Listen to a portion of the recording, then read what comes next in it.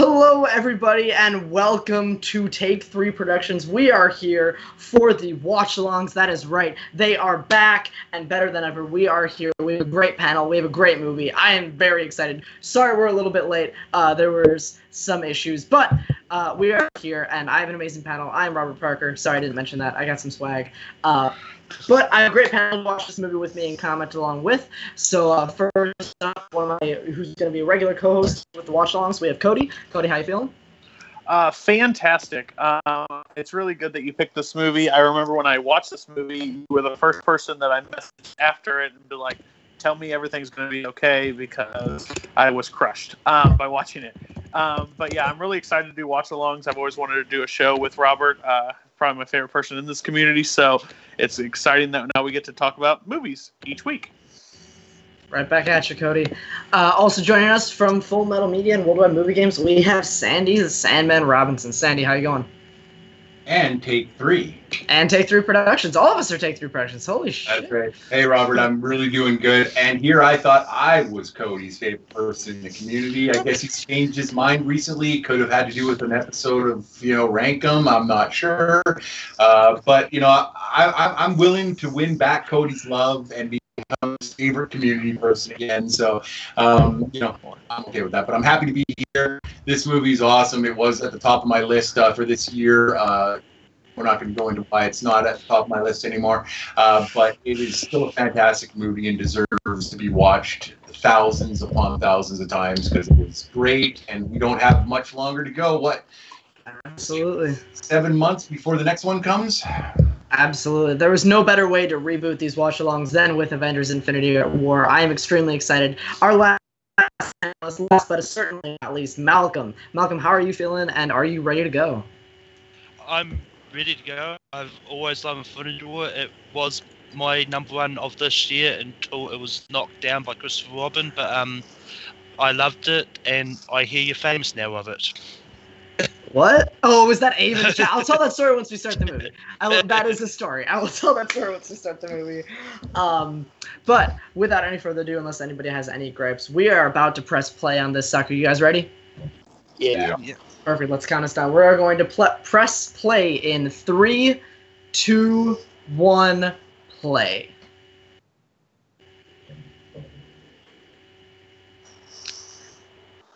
I'm getting chills again. I remember seeing that opening Thursday night, April 26th, and in a sold-out theater, the atmosphere in the room was the best movie theater experience I've ever had in my entire life. Yeah. I've More never than heard Force so Awakens. many gasps in a theater in my entire life. Yeah, when that Marvel Studios logo turned 10, I fainted. I'm glad you brought it up because I was just going to say that. Mm-hmm. The 10 years one is awesome. Yep, and if anybody watching along in the chat needs a time code for where we are at in the film, just right there, thanks to our lovely producer this evening, that time code is right there. Are we allowed to say the man behind the curtain? I'm going to say that. Could.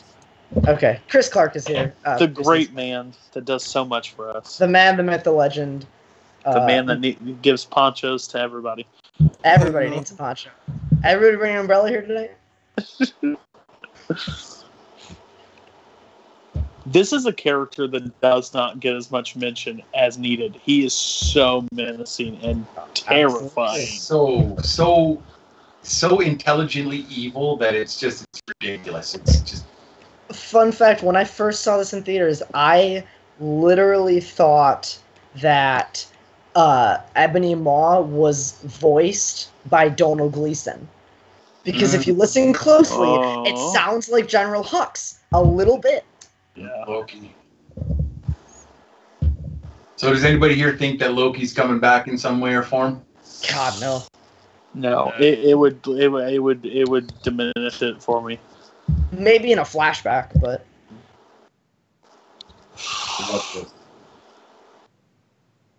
When I heard him talking and moving the first time, I was just like, this is what I've been waiting for. This is what we have spent 10 years in the build up to.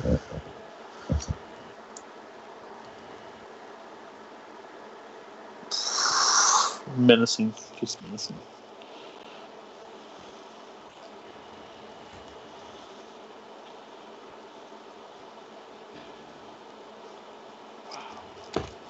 Oh.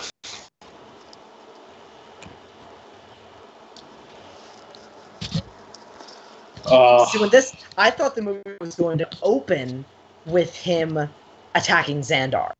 Yeah. I'm glad they didn't do that. I'm glad they didn't too. I didn't realize how much I didn't need that until they showed him already with the Power Stone. Yeah. Well, then we get all we need later on when he says how much, like that they just went and destroyed Xandar, and all the Guardians were like, oh. But see, like, this was always a problem that they said they don't have enough character development in this one. Like, this moment right here shows just how far Loki has come since the first one. You've had 10 years of character development. Exactly. In this movie. We know who Loki is. We know who Thor is. We know who Tony is. We know who Cap is. Yeah. 21 movies, 10 years. Keep up, everybody. Well, 20. This is the 20th. No, 20. Or no, was Black... I think Black Panther was number 19. But I think he's talking about Ant-Man and Wasp. Oh, that's true. Now that Ant-Man and Wasp. That's true. I forgot about that. You really are the list, brother. You really are the so good. Yep.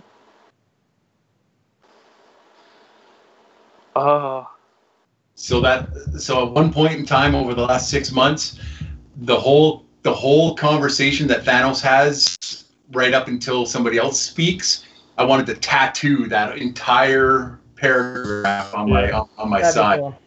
Also, this is the most underrated fight scene in the movie. In a movie filled with glorious action, this is so underrated. 1,000%. Because it shows so much. Shows how powerful Thanos really is. They're literally just in a boxing match. Without the Power Stone, he's not activating the Power Stone. He's still beating the Hulk. Which triggers something throughout the entire movie, which is fantastic to see. Yeah, so fantastic. Just and lifts him. Huck like garbage. Oh. Because that's like, now Loki's like, oh, okay, well. Dang. This part right here is when I first saw it, I went, oh, when he does the shh. So good. So evil. Poor Idris Elba. He's not coming back either. No, definitely not. Yeah. Sorry. Go play Superman. Or even James Bond. Or both, yeah.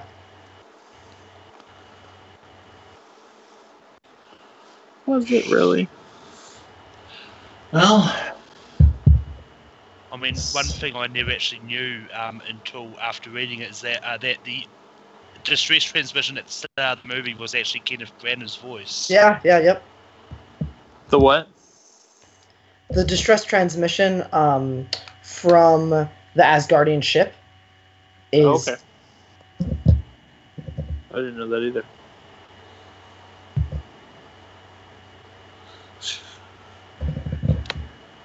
Oh, this freaking bootlicker. This is how you do a CGI character that is menacing. Steppenwolf. All right, let's not take any shots at the other company. Let's just watch this. Is that even a company after today anymore? Listen, you see how called a heartbroken fresh I start, am, right? You see how heartbroken I am. Yeah, I'm sorry. It's called a fresh start. Yeah, a fresh start from what? 2 years ago? 3 years ago? Yeah. You don't need a fresh start. You need to do it right once. Yeah, don't try to be so different than your competitors. Be exactly like them, just your character. Okay. It works. Sorry, guys. I need to show you guys something. What's that? It's freaking snowing here. Oh, jeez. Aren't you in Canada? Is that a normal thing? Eat it, Cody. Just questioning. I didn't know. It's like New Zealand's green. Like, is that a thing?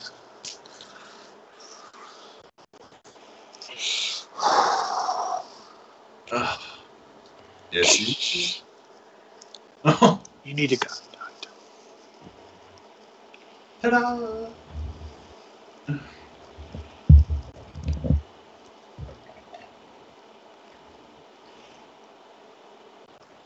I'd be okay if Tom Hiddleston decided to be James Bond. Cool.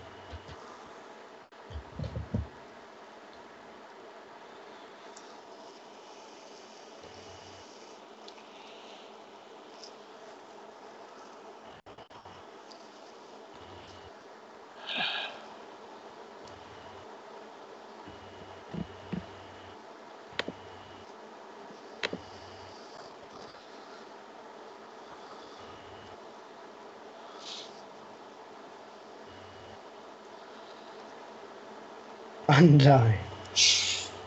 Poor word choice. And the little smirk he's got on his face, just...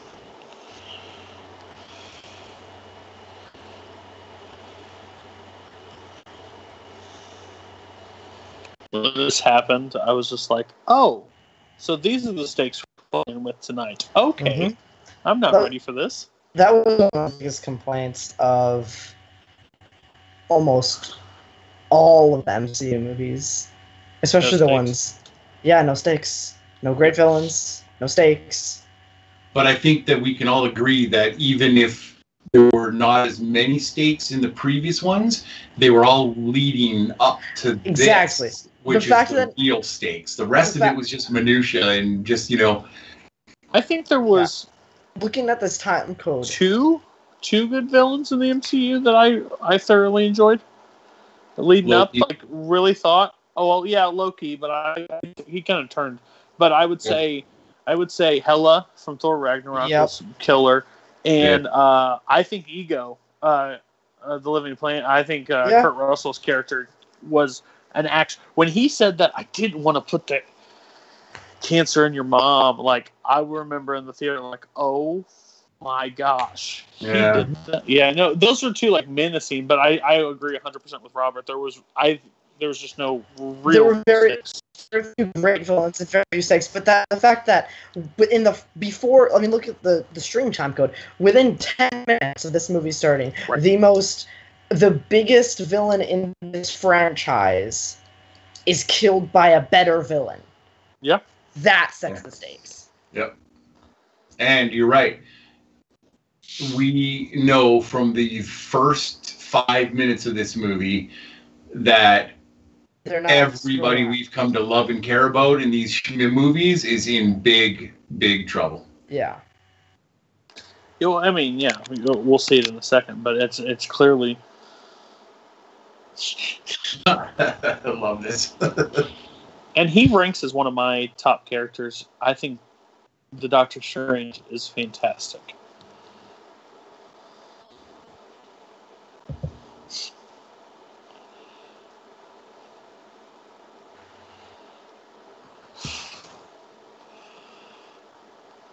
But the only problem I have with this scene is, wasn't he like a world famous doctor and have millions and millions of dollars in the bank, hopefully, houses, condos, cars, and he's trying to find a ham on tuna? But he stopped caring about the materialistic. Oh, listen. I love you, Alan Silvestri. Yeah. Every time I see Christian Harloff, I just want him to walk out or show up to that theme.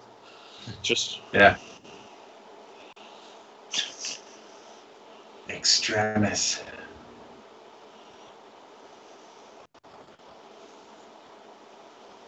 I recommend anybody that has Netflix to go and watch the Iron Man Extremis. It's so good, where you find the nano Omar. I've not even heard of it. It's a cartoon. It's 6 or 7 episodes. It's a lot of anime influence in it. Yeah. I just want to see Robert do more other movie roles, because I think he's a fantastic actor. Yeah.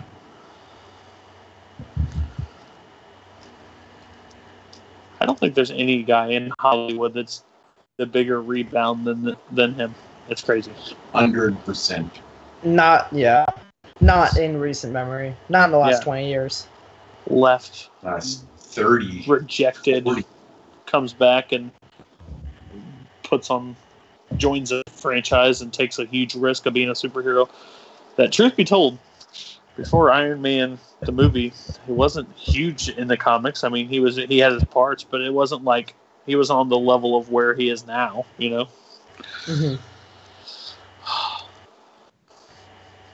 I mean, the deleted scene that was cut from this part would have been fun to have, but it wouldn't have made sense pacing wise. You giving out tickets or something?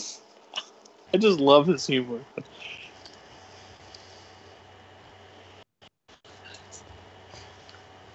I love how they used Banner in this movie. Yeah. Yes.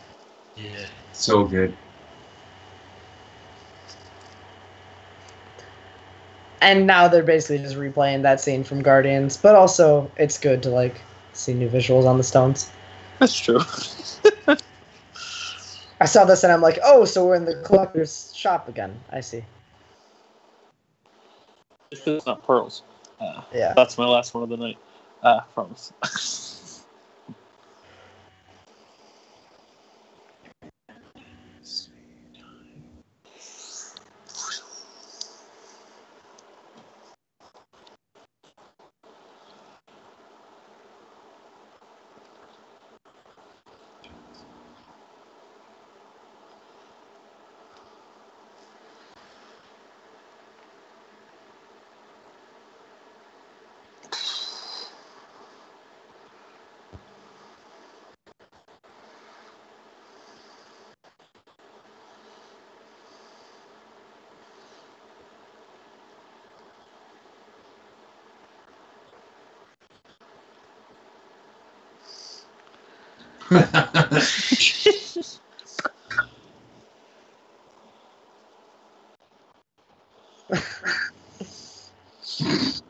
I want a buddy cop movie between these two. So do I. Mm-hmm. I mean, they're basically the same character. Yeah. Sure. And they're both Sherlock, so. Yeah. Yeah, I'm glad they didn't go off the obvious joke and having someone come out and say no shit Sherlock at any point. Yeah. I appreciate that. It would have almost been as bad as the "what are those" joke in Black Panther. That's true. Douchebag. I love that.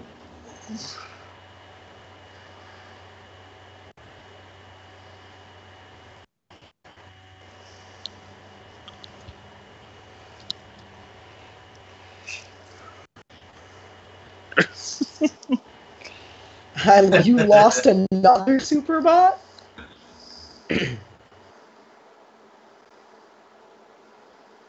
He knows.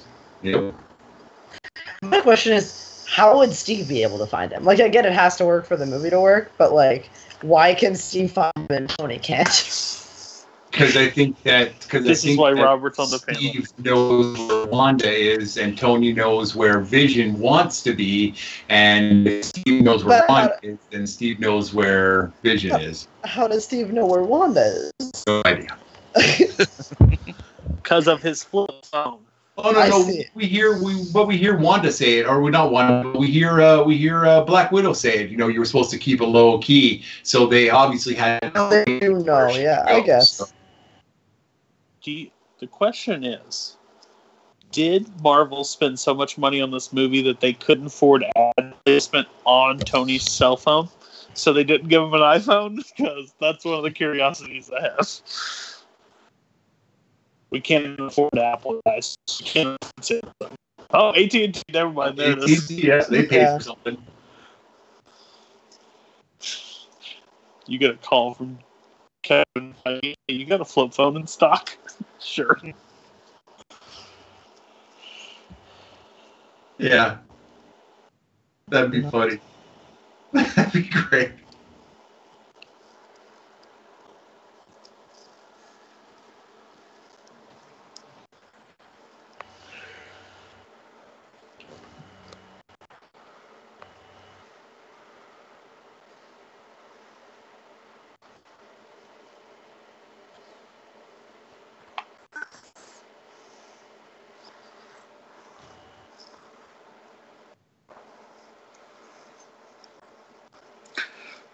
And they just stole this scene from War of Worlds. Yeah, a little bit. And you know what the funny thing about that is Cody's not really that wrong. Look at the clothes that Tony's wearing. They're almost identical to what Tom Cruise was wearing in that movie. When I first saw it, I'm like, Tom Cruise. Where's Dakota Fanning? That's the real question. She's one of the dusted ones at the end. I wouldn't be surprised if they intentionally did that because Tom Cruise was originally going to be Iron Man. I just want to know Thanos' building process. Like, why was a giant donut the option for your... Robert's on TV. Jacob Batalon. Robert! Yeah. Oh, no. I will actually say the MCU has 3 that are fantastic. Villains? The Vulture. Yeah. Fantastic. Yeah. When he turns around in that car... And Michael Keaton did a great job of that, of playing Adrian Toomes and the Vulture. So yeah, no, I agree. I think the ending of him wasn't the greatest, but when he turns around in the car and looks at Peter Parker and like, so badass. I know who you are. That one scene, defined that character for sure. Yeah. Well, not only that, Michael freaking Keaton. Oh, Michael freaking Keaton, exactly. And not only that, but when he's in jail and the guy comes up to him and says, "Hey man, you know who he really is?" He's like, "If I did, don't you think he'd be dead already?" And you just see that glint in his eye, like, yeah, he's not done with Peter yet. So, ooh. City is closed.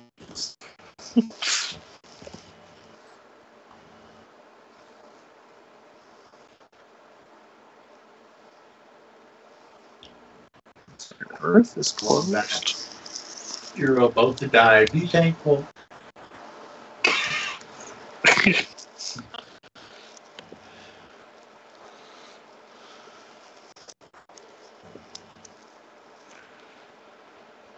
Ooh. So everybody knows Ebony Maw, but you know the name of that other big guy next to him. I'm pretty sure the Inner Geekdom champion of Robert Parker is going to let me know. It's shit. Shrek. It's not Shrek. I can't remember what his name is. Oh. Okay. His name is Cole Obsidian. Oh, you were asking us a question? No, I was, yeah. The Inner Geekdom champion of the world. Not the Inner Geekdom. No, that's Cody. Oh, not yet? Okay. I'm not saying like I'm not saying MTS, but that's in the future. We're good. I also love that they made the choice where he can't turn into Hulk. No, that was a fantastic move. What a choice to make with that character. And this move right here, in the theater, I was just like, because regardless of my co-host, I absolutely love Tony Stark. Yeah. Yeah, I'm in the minority there. Yep. And we're still friends. See? In the world, you can do this. Yeah. Well, but you might be a little less his friend now, Robert. You know, that tends to happen. I like Tony a lot more in this movie than I do in any other movie he's been in. Oh, I appreciate that, Robert.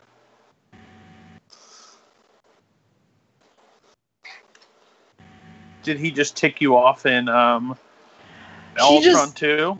And Ultron, it was better, but still not good. Like everybody watching, Tony Stark is absolutely the the complete opposite of Robert and what he respects in the world of people. That's true. That's true. So that's why he does not connect with Tony Stark. That's true. Everybody was like, when everybody like praises Tony, they go, "Oh, like he used to be this like person, but then like he saw what his weapons do, and like he shut it down because of that." And I'm like, well, if he was actually like a good person or an admirable character, he would have like shut it down way before he almost died, way before he stopped making money off of it. Like, he was actually a respectable person, he would have shut it down way before he was kidnapped by terrorists. So, where does Iron Man 1 rank on your list? Oh, geez, I don't even know if I want to say. Okay. Let me go on Letterboxd and find, and then decide if I want to share that. If I'm comfortable sharing that without like getting the pitchforks out. It's low.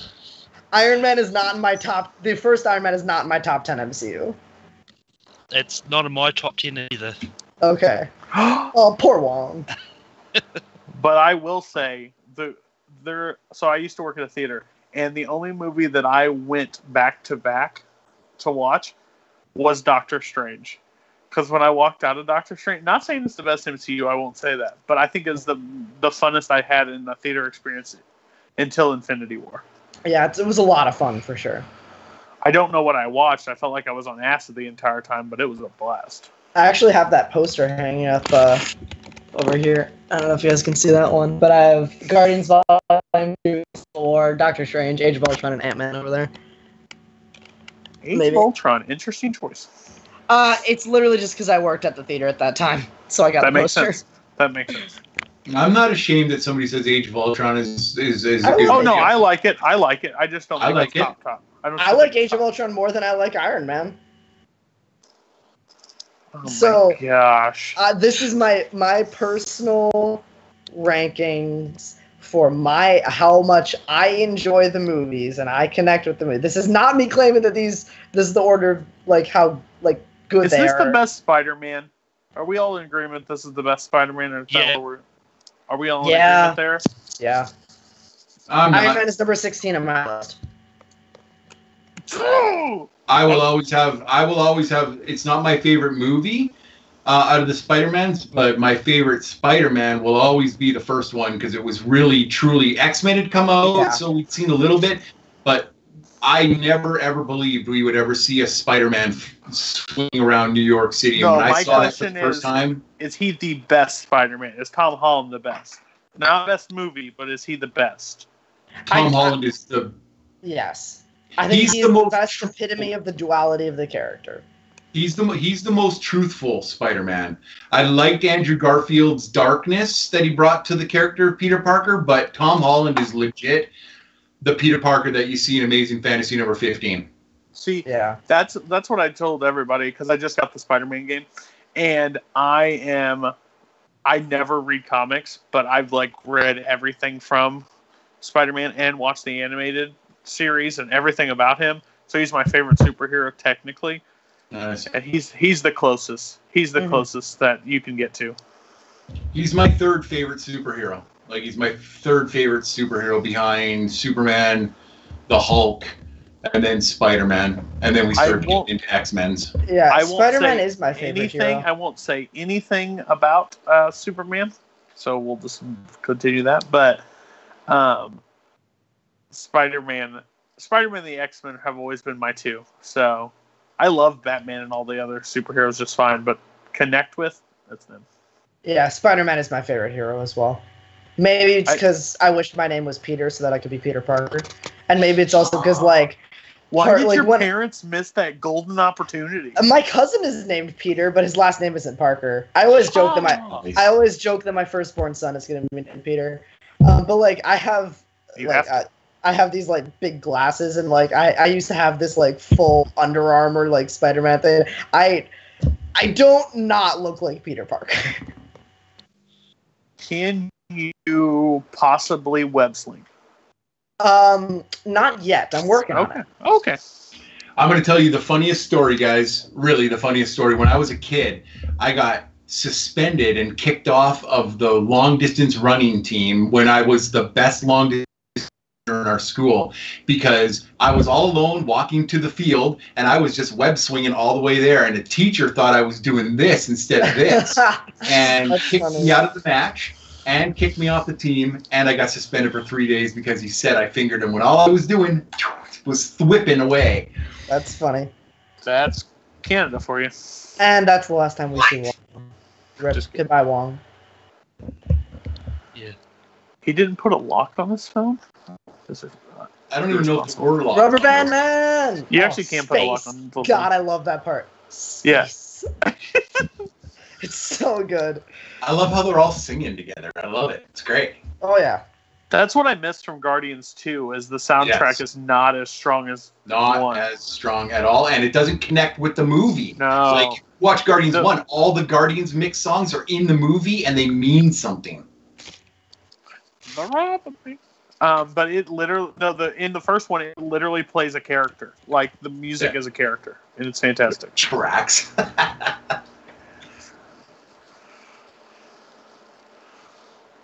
Yeah.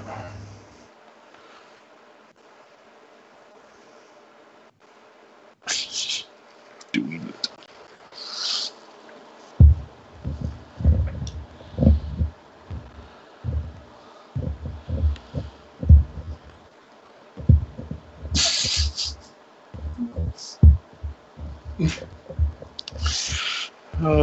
I just absolutely love the Guardians. Even though I think they missed the ball in the second one. Not saying it's a bad movie, I just think they missed the magic of the first one.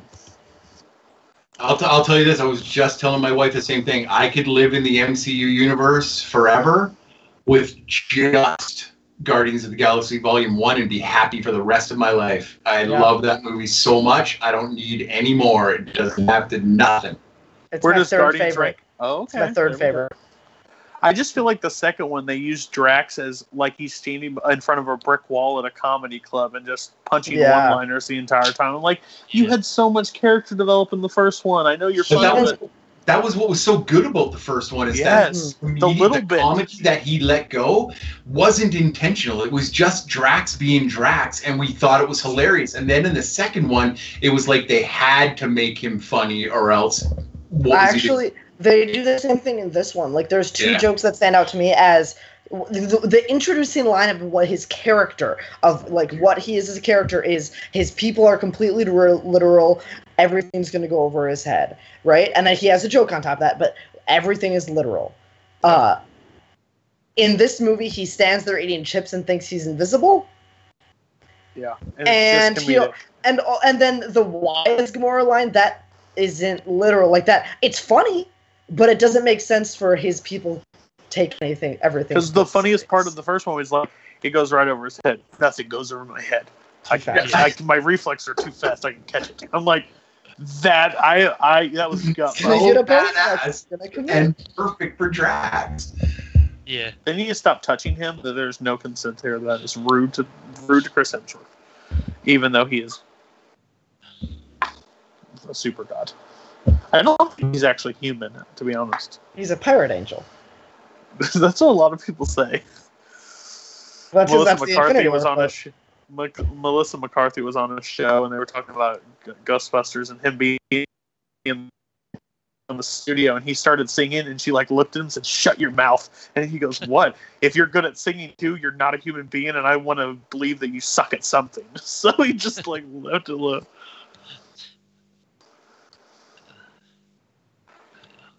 I believe Chris Hemsworth is going to be the next Men in Black movie. Does anybody think that this could have been brought up before this movie, though? The killing everybody half by half? No. Like, it just seems like an all of a sudden, like, but we've had Gamora. That's the whole thing. Like, no one said anything about him. Well, she was always really, really hesitant to talk about Thanos. Like, some of the only times that she actually talks about him are in Volume 2 when she has her moments with Gamora. With Nebula.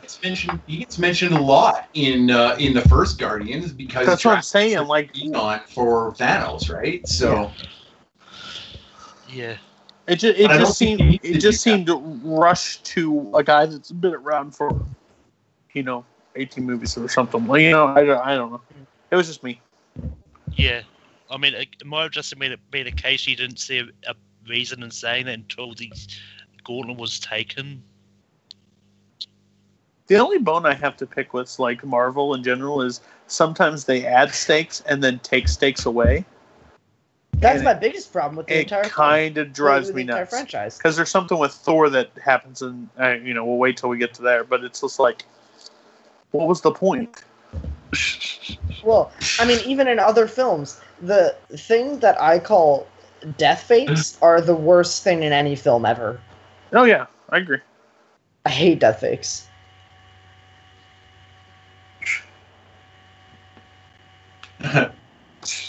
My voice. So good. Oh, let's not forget, the best line in the whole movie's coming up real soon. So, I don't know. There's so many good lines in this movie. I just remember getting out of this movie and like writing Robert on Facebook. And like, listen, I need to know stuff. Can you let me?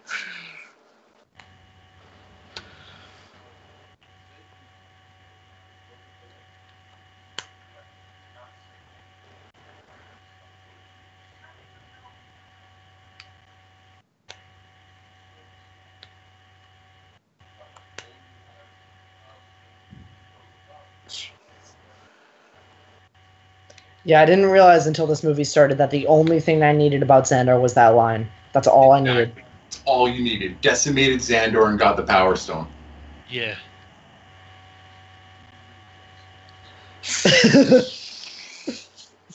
Like Kevin Bacon. He might be on the team. I haven't been there in a while. Yeah, she does.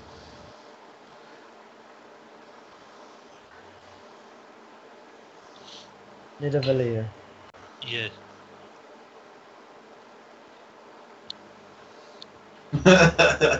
All words are made up. And that is one other part of the movies that I don't think sticks that well. Yeah. Atri, that's his name. I was trying to think of Peter Dinklage's character's name. Sweet rabbit.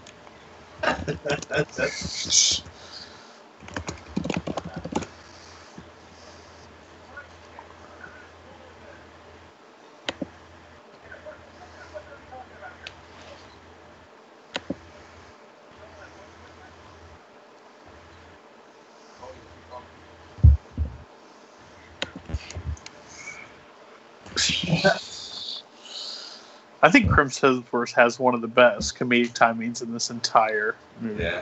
Mm-hmm. In any of the movies. I think it's just on point. It was such a smart idea to put the Hulk and Thor together in a movie because you don't want to give Hulk another all alone movie, but You put just can't. and after Thor 2: The Dark World, nobody was really looking forward to another Thor movie, but you put those two together and man was it ever gold. Yeah. I mean, I also think it was a smart idea from Team 4 out with Groot and Rocket in this Infinity War.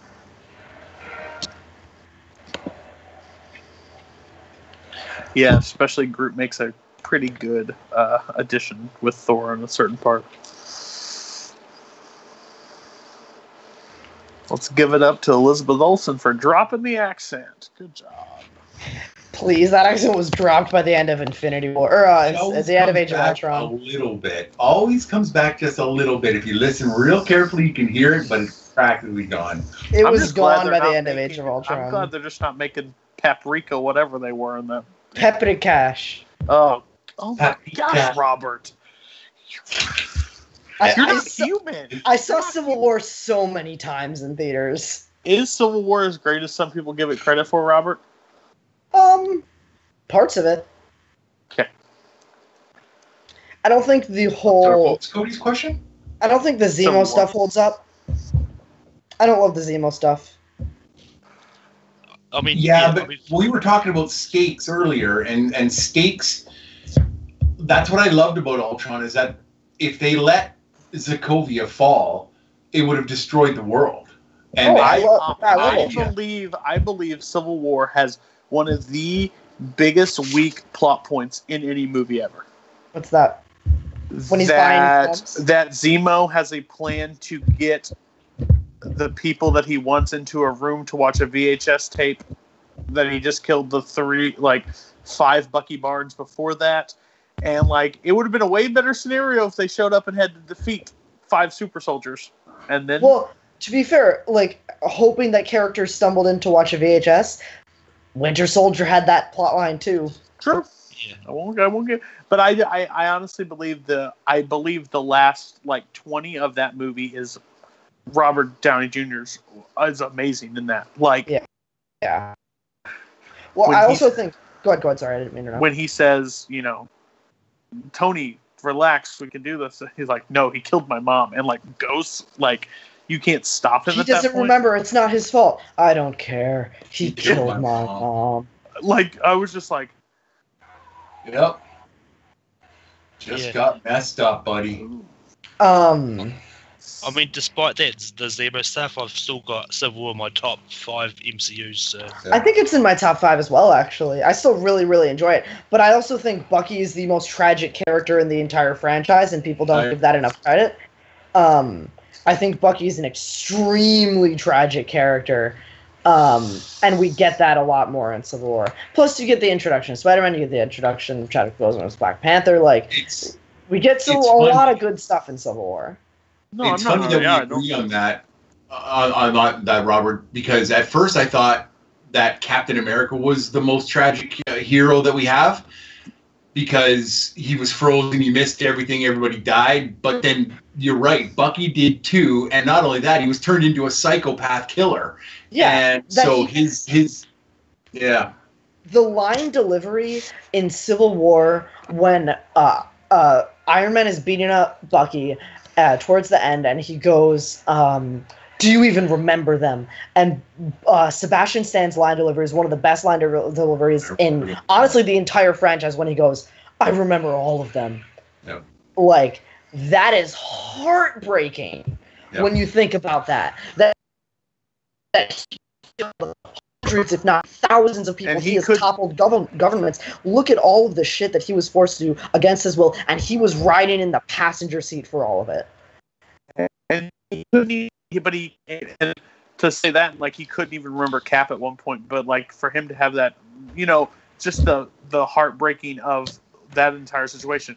Yeah, I think the two most broken are Cap and Bucky, because Cap literally has to go against his entire belief system. And because he has an old belief system, right? He has an old world. Why wouldn't I trust the government? Why wouldn't I be friends with them? And why should I kill my friend? Just because he doesn't remember me doesn't mean I'm going to take out my friend. And for him, them not understanding. This is my second favorite moment. Oh God, yeah. Second favorite of this movie? Second favorite moment up to now. Oh, okay. There we go. I was like, there's a scene to hear the Avengers theme song right at the beginning, my first favorite, and then to hear Captain America's song right now. The GIF I shared in the chat before of Thor, that's my favorite moment. It's insane. Yeah.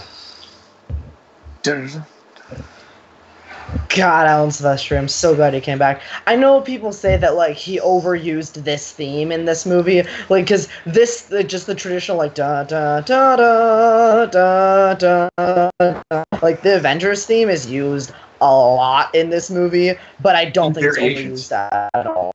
I don't think it's overused a single bit. I mean, the way it's used makes sense, because, I mean, especially in this moment when Cap, it's revealed Cap, like, it works because, like, he's one of the OG Avengers. 100%, yeah.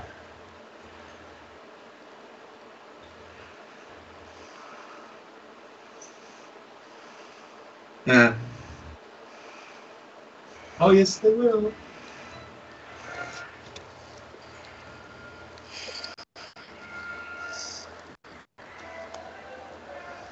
Get out of here. Go on, get. Get off my lawn. See, now this is where I think that they knew for sure that this is where they were. Yeah.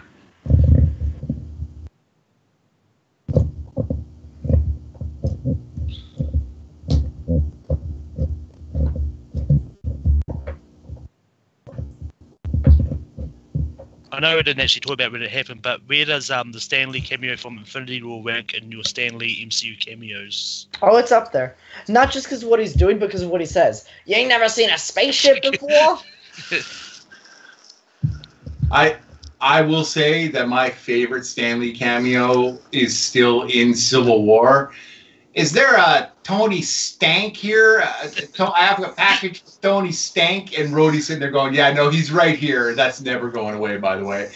Tony Stank right here. Honestly, I think from the movies I saw in theaters, the first MCU movie I saw in theaters, I think I didn't see an MCU movie in theaters until Thor. I think that was my first one. I'm a little bit of a youngin' over here, but yeah, I think Thor was the first one I saw in theaters. I had Get seen your the parents' others. permission to be on this trip. Yeah, I did. Thanks, Dad. But Thor was the first one I saw in theaters. But from all of the ones that I saw in theaters, I think the most memorable Stan Lee cameo for me was in Ant-Man, actually, where he doesn't say a word and it's just, yeah, crazy, stupid, fine. I in the last 30 seconds of the movie. I actually really enjoyed the first Thor movie a lot. I liked how it connected Earth and Asgard, and how it brought that. If we didn't have Thor, if we didn't have that first Thor movie, there's no way that people would have lined up to see a Guardians movie. 100%. My roommate and I quote this to each other all the time. Like, we'll be doing dishes, and I'll just try to balance a fork on my finger and say perfectly balanced, like all things should be. Here, you try. I used to play this Marvel game before they shut it down. It was a card game. You could trade cards back and forth, and you could build these characters up.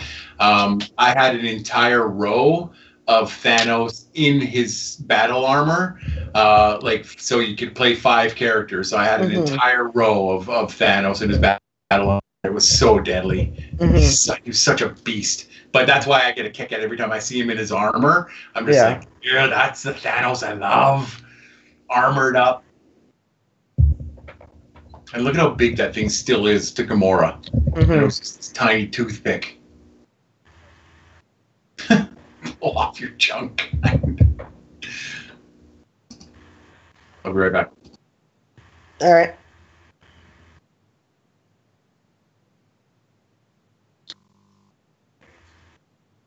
That's what the grenades are for. Can you guys hear me? Yeah, I can hear you. All right, I had to switch stuff around and change earphones, so I'm back. Yeah, you're good.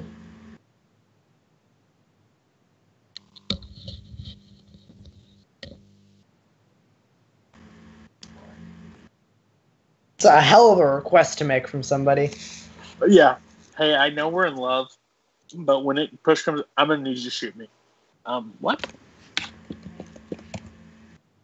Matt Kearns. You should. Yeah, what are the cool people in chat saying? Matt Kearns doesn't own this movie. I told him I'd give him my digital copy.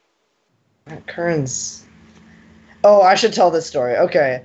So, the reason that Abe earlier was saying I was famous is just a funny little thing that happened today.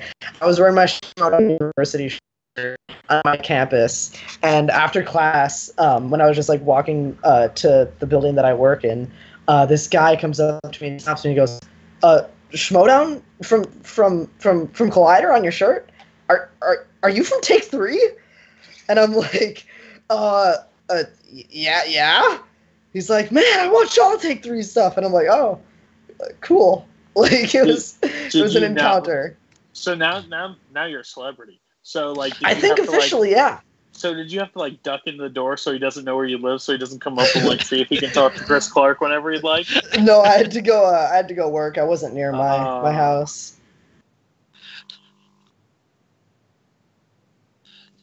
You might have met the famous star, Drew. Yeah, maybe. I didn't ask him, Matt, if Vinny was his favorite. I should have. I will next time I see him. His name is Jake. I completely agree with you on this one. Like, this is just for comedic. It's kind of funny when you think about his character, it doesn't fit his character. Exactly. Like, he takes everything literally. Why would he literally think he was invisible? Yeah. Like, that just doesn't make sense. Right.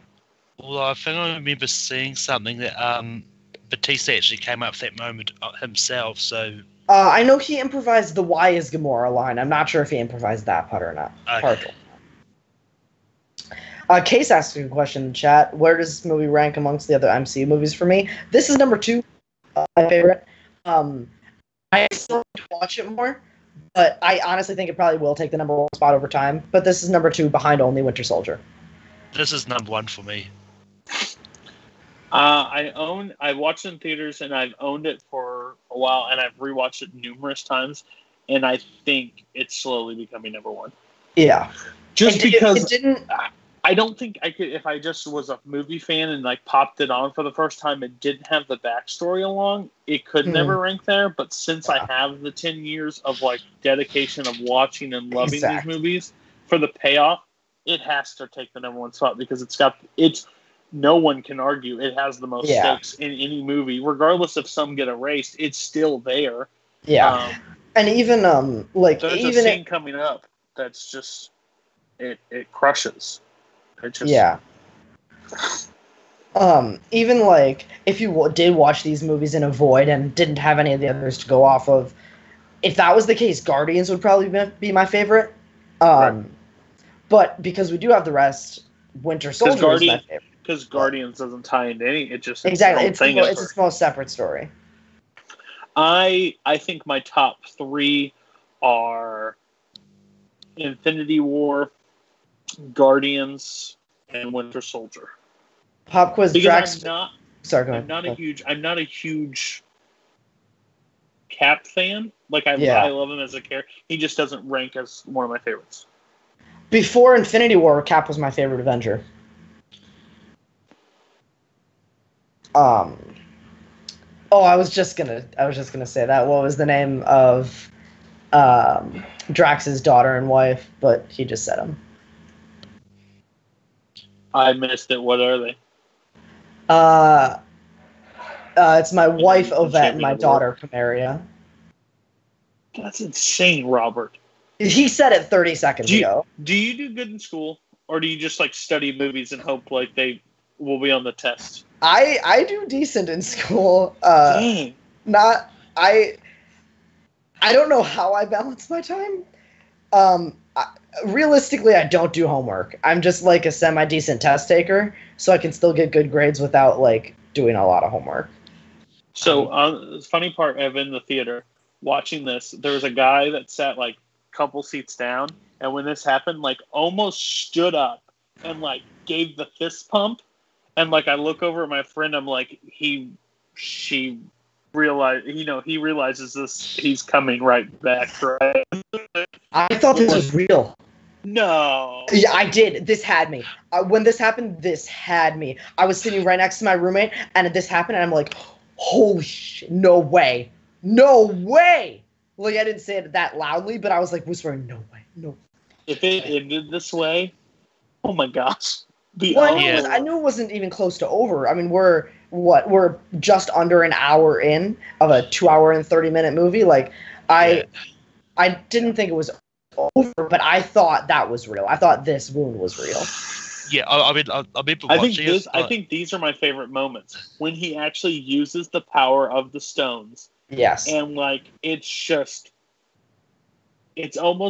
gut wrenching. It really is. Like you're like, oh, why? And I mean, honestly, I think I would have been disappointed if they never showed him using any of the stones throughout the movie. Listen, guys, what franchises create a character, make him look menacing, and then kill him halfway through the movie when he's got more movies to come? No franchise ever does that. Oh. Yeah. Hashtag Last Jedi sucks. Just kidding, it actually doesn't. I like Last Jedi. I do too.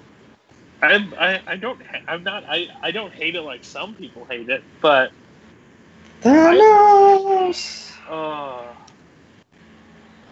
But I did watch it in the theater when that happened and was just like, well, where do we go from here? I also thought that this was actual deaths of Mantis and Drax too. I didn't realize that because I didn't see him use the Infinity or the Red Stone. I didn't see the red flashes. Yeah. So. This is one of my favorite moments. Yeah. I'm gonna shoot you in that nut sack of a chin. That just makes me think of movie 43 with Hugh Jackman. Oh, stop. Wow. Malcolm? Don't engage, Malcolm. Don't engage.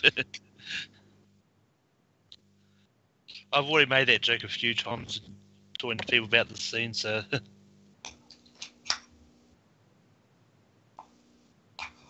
There's a part coming up. I have a very important question to ask everybody in the panel, but I will wait till that moment. Just remind The me. answer is yes. Don't even know what Okay. the question is, but Good. the answer is yes. Well, then me and you agree. We're in Oh, sync look, it's again. Sandy Robinson, co-host of Rhyme and Reason, the new podcast on Take 3.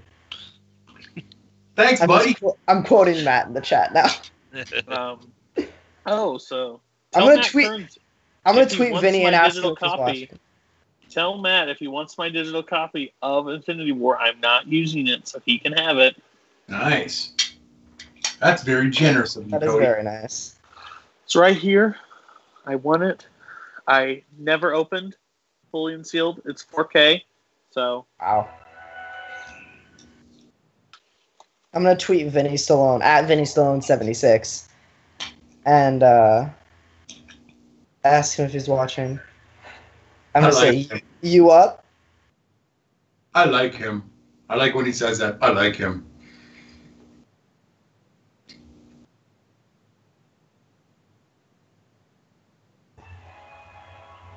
And it's not quite when Peter loses his mind, but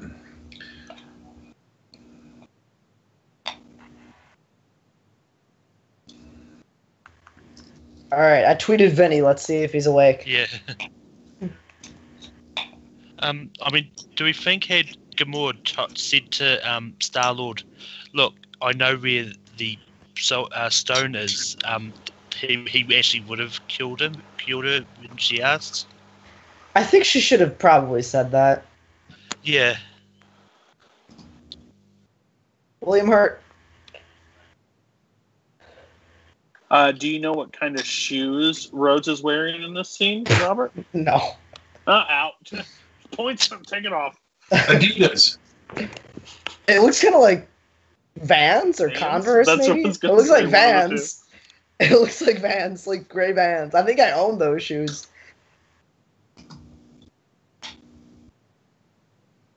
Oh. Why didn't everybody lose their mind when Scarlett went to blonde hair? Everybody lost their mind when Chris Hemsworth decided to shave his head. It's a good question, actually. I mean, it's probably a case a lot of people knew that Black Widow was undercover, so to dye it here is like probably a way of blending in, hiding.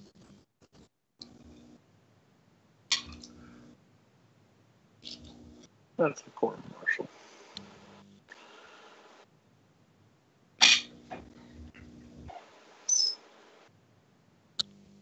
How come I can't get information to move that fast?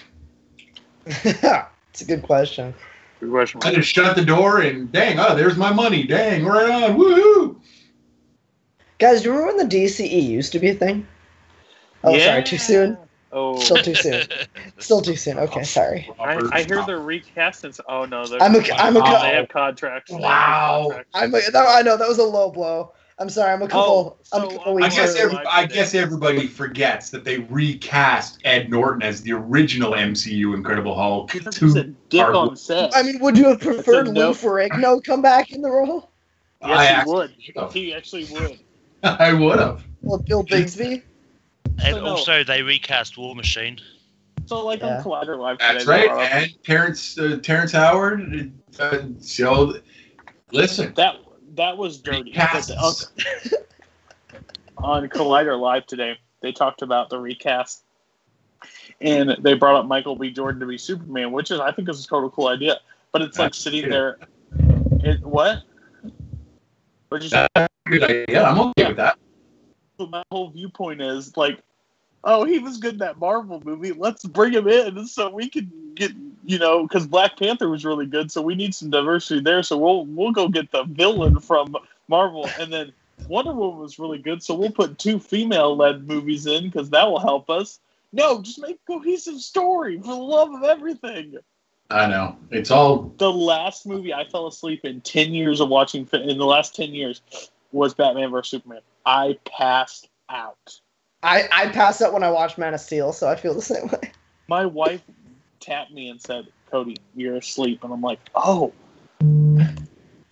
should be asleep during a movie called Batman vs Superman. Defeated! It's all right. You can You disagree with us. Pick on two of my favorite movies from the DCU. That's stop. We can stop. Man By of the way- Steel, masterpiece. You guys I want to don't believe that's know true. what a better movie starring Elizabeth Olsen and Jeremy Renner is than any MCU movie? Wind River. Well, maybe not better. I think I like the MCU movies more than Wind River, but God, Wind River is a masterpiece. I think Wind River's a train wreck. I'm just kidding. I'm just kidding. I liked it, but I didn't love it. Oh, I did a double feature of that movie and The Glass Castle, which was the Brie Larson, Woody Harrelson movie. and That was a sad day. Those are both sad movies. my most confusing double feature ever was I picked The Martian and Sicario, and I watched them back to back. Oh my gosh. But I started with The Martian, which was like a little bit uplifting, and then Sicario was just like dread and like despair. I should have mixed those orders up. I absolutely love Panther too. I didn't love it as much as a lot of other people did, but I still... Oh, I agree.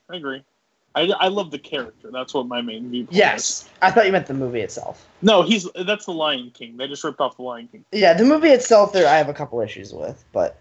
I think that goes for Black Panther and Wonder Woman. Good movies, important movies is how I say it. They're really solid. Were they great movies? No. Did they have holes in them? Of course they did. But they were important for women in film and important for minorities of color in film. So for those reasons, they're high up on my list. Yeah. But do I think Black Panther is the best MCU movie that's ever been? No. Do I think Wonder Woman's the best DCE movie? Pretty close, but both really solid films. Neither like perfect or amazing or even great. Like they're both really solid and really important. But like I wouldn't call either of them great movies. I just thought it was. I leaned over to my friend halfway through, and I'm like, "This is the Lion King." They're literally just doing he leaves, has to go back and stand and take over his kingdom again. It's like a Lion King. But Black Panther especially wrong. was a little... Go ahead. Sorry, Sandy. No, I don't think Cody's wrong at all. I think there's a lot of similarities you can pull from the Lion King to Black Panther. It's a very similar. There's a reason I like it because Lion King's my favorite movie, so it makes sense. Lion King's my favorite animated movie, yeah. Which will be on a watch along at some point. Oh, I'm down. And it won't be a long one. We'll have an easy night that night. Yeah. Whoops. No, I absolutely love your choice.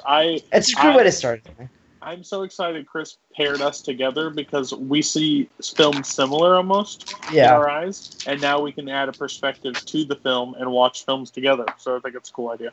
Yeah, definitely, for sure. Oh, I'm ready for the extended edition of whatever Lord of the Rings you throw out at one point. I'm cool with it. It might be a little bit, but yeah, we'll get there.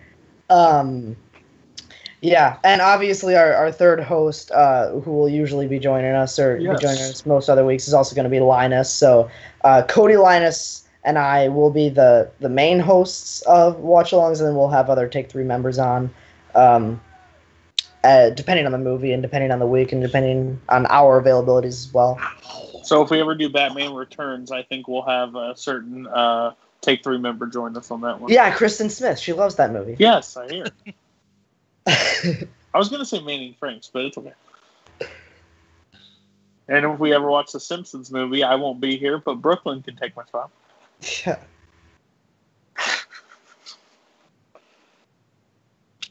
This is one of my favorite parts. The kids seen more movies. There it is. Bye-bye. Matt just said in the chat, does that mean we're going to get a Lion King Black Panther crossover movie? Ooh. I can just see Simba saying, Jonathan Taylor Thomas saying Wakanda forever. What if we literally remade Lion King 2 Simba's Pride with Black Panther? Can you never talk again? That movie did not happen. Would you rather me say Lion King 1.5, but like just from the like? You know the funny thing is, Lion King 1.5 at least has some points because it's Timon and Pumbaa. I like that Lion movie. Yeah. King 2 literally has a crackhead lion that runs around half the movie that drives me up the wall. Funny story about that. My wife played a song. She's like, "You'll love this song. It's from Lion King," and plays it. And it's from Lion King 2. And I said, "Get out of the car! Get out of the car right now!" What if we did Lion King 1.5, but like Timon and Pumbaa, it's actually just like Shuri and what's Martin Freeman's character? Everett Ross. My wife just texted me and told me to shut my mouth. Yeah. Dude, I get those freaking texts too. Because my office is like right next door to my wife's bathroom and then our bedroom. And when she's in there and we're having like, when we were on freaking Rankum the other day, holy crap, I got like 90,000 texts. It was like, shut up. And I'm like, oh. Yeah. That's why you saved costs.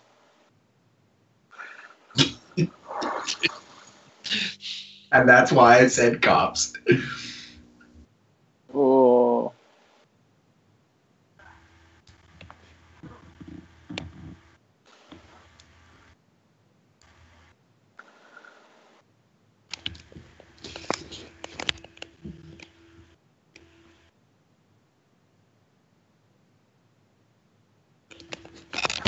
I think I'm gonna watch Doctor Strange tonight after this. Man, Doctor Strange has been on like the next movie watch list at night, but I gotta get into those Lord of the Rings again, man. I got to get into them. I always feel like that's the funny thing about. Oh, go ahead. Sorry. No, go for it. Well, that's the funny thing. Like when I started Lord of the Rings and how they all just started. Like I was like, I don't have this much time, and then I like sat there and watched, and then I looked at my clock, and I was just like, oh my gosh, like I made it through and I started the next one. And I'm like, these fly, they're just, the secret thing is I'm a huge Game of Thrones fan and it's almost in the same vein, like that kind of sword and stuff like, oh, they're so cool to me. And that's what me and Case got into an argument today on Facebook about, because he said the theme song should have been on Ranko.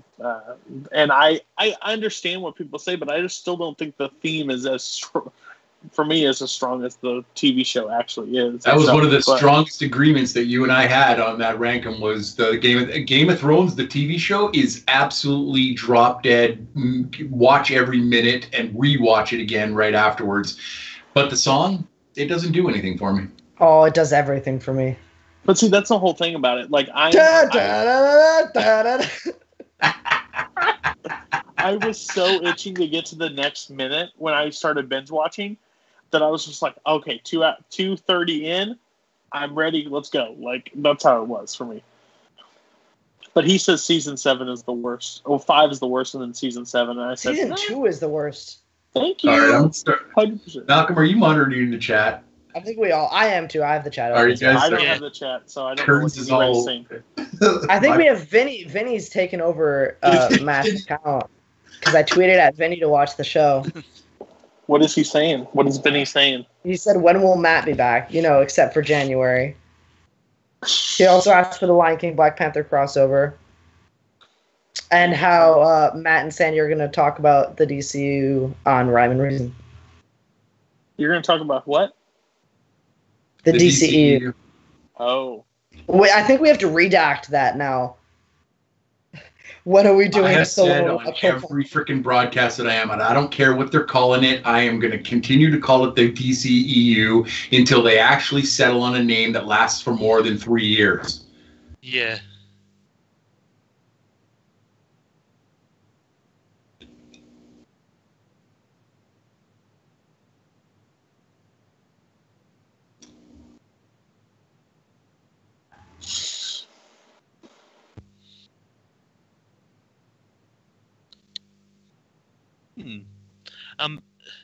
Jonathan Peck says in the chat, is it just him or does Thanos look a bit like Stone Cold Steve Austin? If he had a little bit of Budweiser with him. A little bit. I actually think he looks a lot more like Kane than Stone Cold Steve Austin. Yeah. Yeah. The ball, I menacing. mean, Yeah. I'm I just can waiting kinda for see him to Kane open up a crossed over can of with Wolf Brock Eyes. Lesnar. It's coming. Oh, that's true.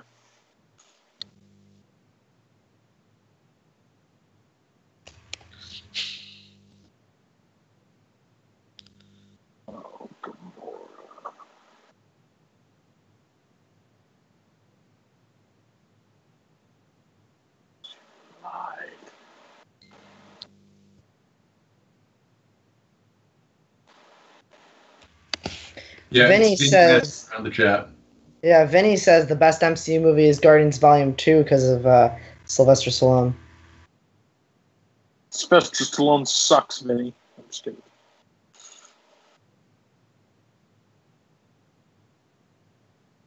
He's about to hit hard. I messed up. This is one of those parts in the movie that's literally like, oh. I love the 3D effect that they give on it, though. Yeah. Do you know who I am? That's what Vinny says in chat.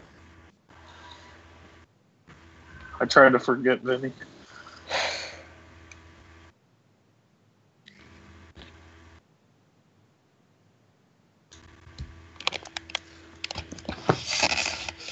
See, my question is, why didn't Gamora, like, pull a Dantooine and just lie?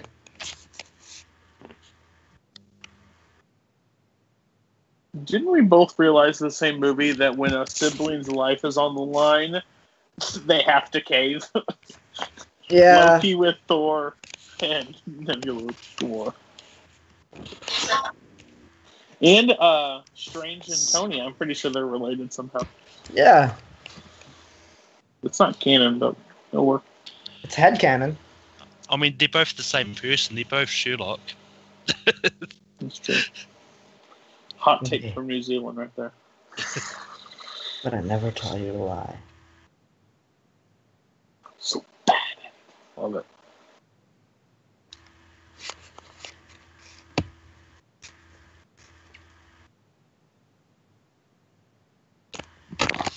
Why doesn't she just pull a Dantooine and lie?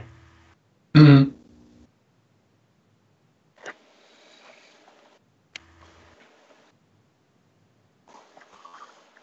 Can you keep it down? Oh.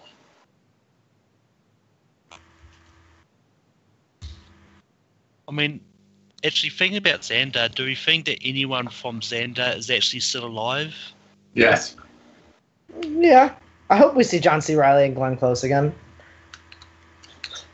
They just show up in the net with under rubble and just like, wow, we survived. Yeah. If you will please follow Denarian Day. Yeah.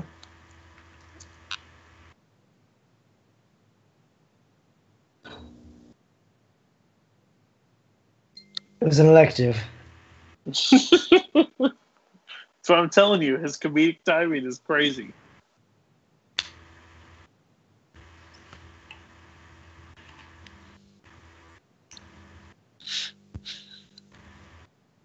It's truly awesome.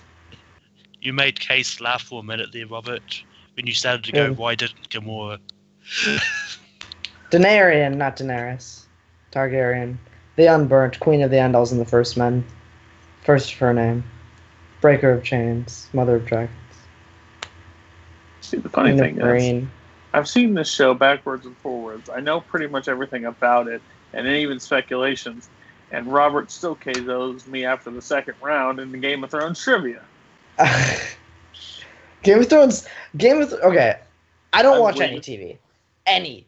I will never. I don't think you'll ever see me compete in like a full TV match because I don't watch enough Netflix shows. I don't watch. Game of Thrones is the only episodic series / show that is like still coming out with new episodes. So like I'll go back and watch like How I Met Your Mother and like old stuff like that. But like that is still coming out with new episodes. That is still happening. It is the first and only series that I still watch.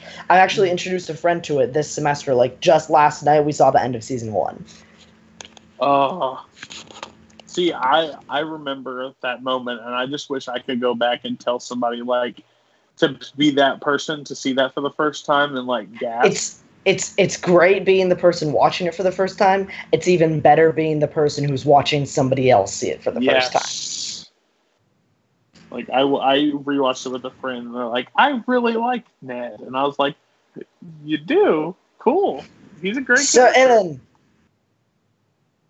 But have you ever noticed, like, on rewatches that you kind of switch sides on characters? Has that ever happened for you? Oh, yeah. Because I'm like, oh, you moron. But that was just me. I also love... Rocket has always been my favorite Guardian. Really? Yeah. Rocket has always been my favorite Guardian. And actually, I love how, like, the moments of heart that he gets in this movie with Thor. This is the part that drives me nuts in this movie.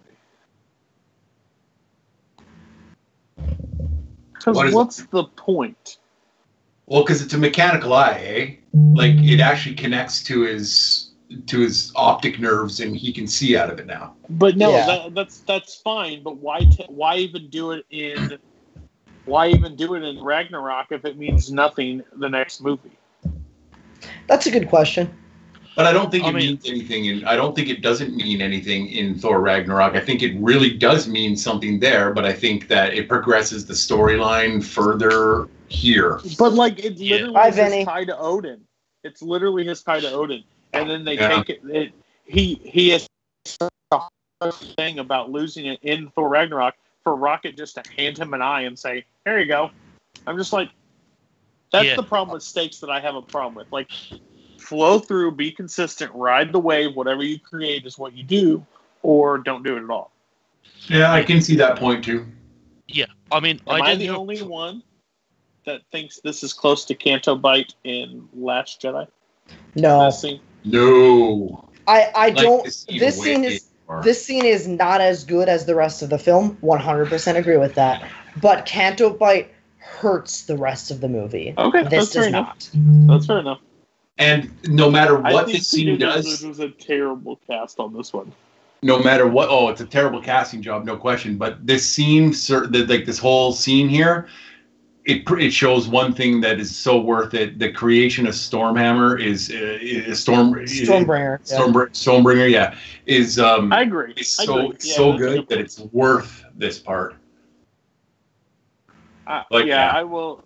Yeah, Canto Bite is Harry Potter meets Star Wars, but the bad version of Harry Potter, if there was one. Yeah. The characters and everything, it just seems really off.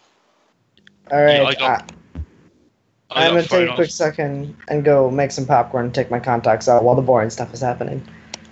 There you go. I'll be back in a minute. He waited an hour in to make some popcorn. That's an interesting call. Oh, I know why. Because the last hour of this is... I can't eat popcorn. I can't eat popcorn anymore. Yeah. I remember watching this. Oh. Yeah. No, it's carbs, man. Carbs. Oh, gotcha. I remember watching this scene and was thrown off by giant Peter Dinklage. Yeah, I just think it was odd. It just didn't work. And I love Peter Dinklage. So do I. It's just his movie choices haven't been stellar to this point. And I mean, I understand if they drive a dump truck of, gold up to your house and say, please, it's hard to turn that stuff down, but people have before and should still. Like, you don't want to pay that house payment, or you want a new car or something, or a new boat. So you just like, yeah, sure, I'll be a character in Marvel, no problem. And it's not like he hasn't been involved in big franchises before. I mean, he was in X-Men, so I mean, he's got that all set up, but yeah.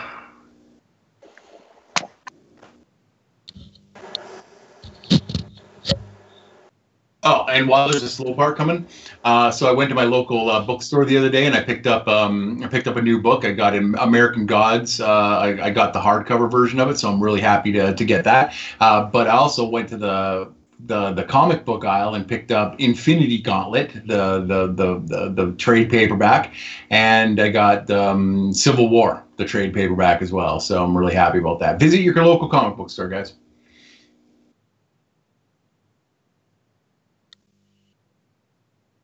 Smartest person in this entire movie is right there, guys.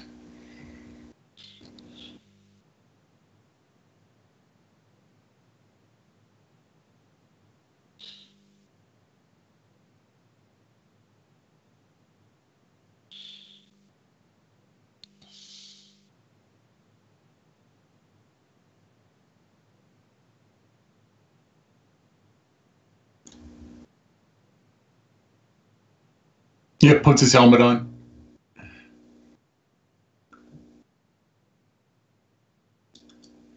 Well, you know what they say. Any landing that you can walk away from is a landing.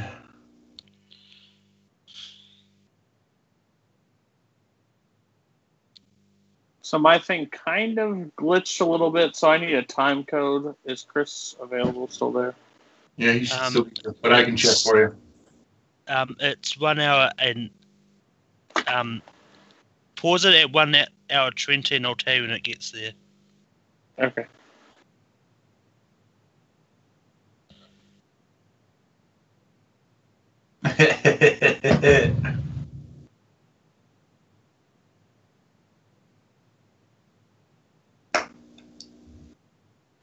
I can't figure out how to pull up my timestamp on my thing here.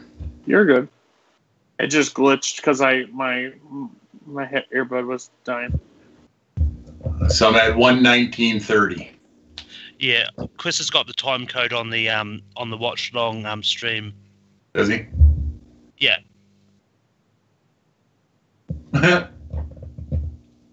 Please don't put your eggs in me. Give me a favor. Do 1:20:02 because I don't want to screw it up. It's too past. 10, 9, 8, 7, 6, 5, 4, 3, 2, 1, 1:20:02. 1:20:02? Yeah. I'm a little ahead of you guys. So I'm going to quick pause. All right, I'm at 1:20:18. 1:20:20. Yep.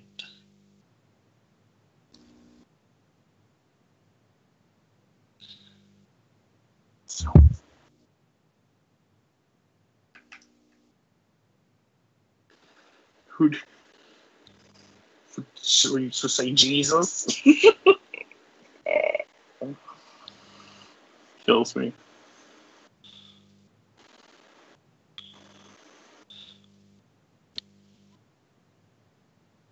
Are you guys back on track with time codes?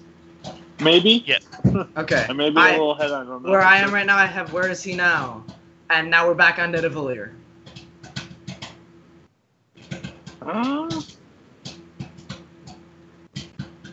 Okay. I think we all need to regain where we're at. I may be a couple seconds behind Robert, I think. What's your time code, Robert? 1:21:20, 1:21:30, 1:31:32, 21:32.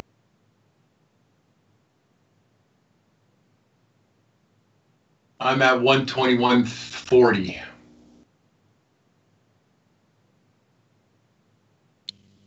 All right. I'm going to go to 1:23, and somebody tell me right where we're at, okay?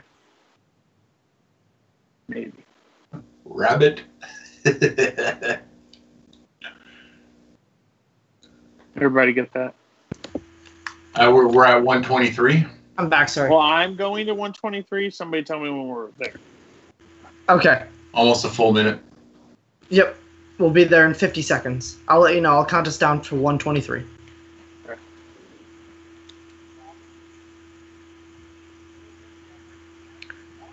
My personal one is about a second and a half ahead of the timestamp that is on the chat on YouTube. So I'll let you know when the chat on YouTube is at 1:23, right? I'm exactly at 123 right now. So That's where you pause? Okay, I'll tell you when to hit play. 15 seconds. no, Robert took his contacts out. I did. 5, 4, 3, 2, 1, 1:23. Perfect.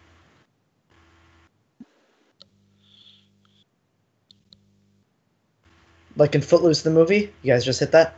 Yep. Yes. Perfect. Just, it never was.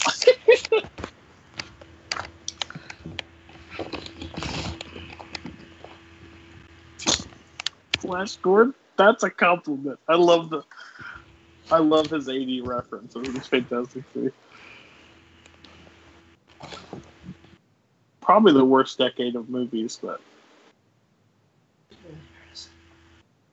no reaction from Sandy? Dang. I think he heard you. I don't even think I heard you. Go ahead. What was it? I said probably the worst decade of movies since the 80s, but I just Who's got the mute on Cody? Chris, I know you're doing some mute Cody, please. I don't think Chris has been back on this call since he hit play. This is We're on our own. This is part of my show now. You can't mute me from my own show. You can't. Unless Robert and Linus say we got to do something with Cody. Kick me off. And the first guest on Rhyme or Reading is Cody Newberry. Yeah. It's your Cody guy. If I have to talk to Vinny and Sandy about 80s movies all day, I might just go crazy. I'm actually going to disagree with Case on something, because Case says in the chat that Peter Quill and Iron Man is probably the best team up in this movie. I actually think Thor and Rocket is the best team up. I agree.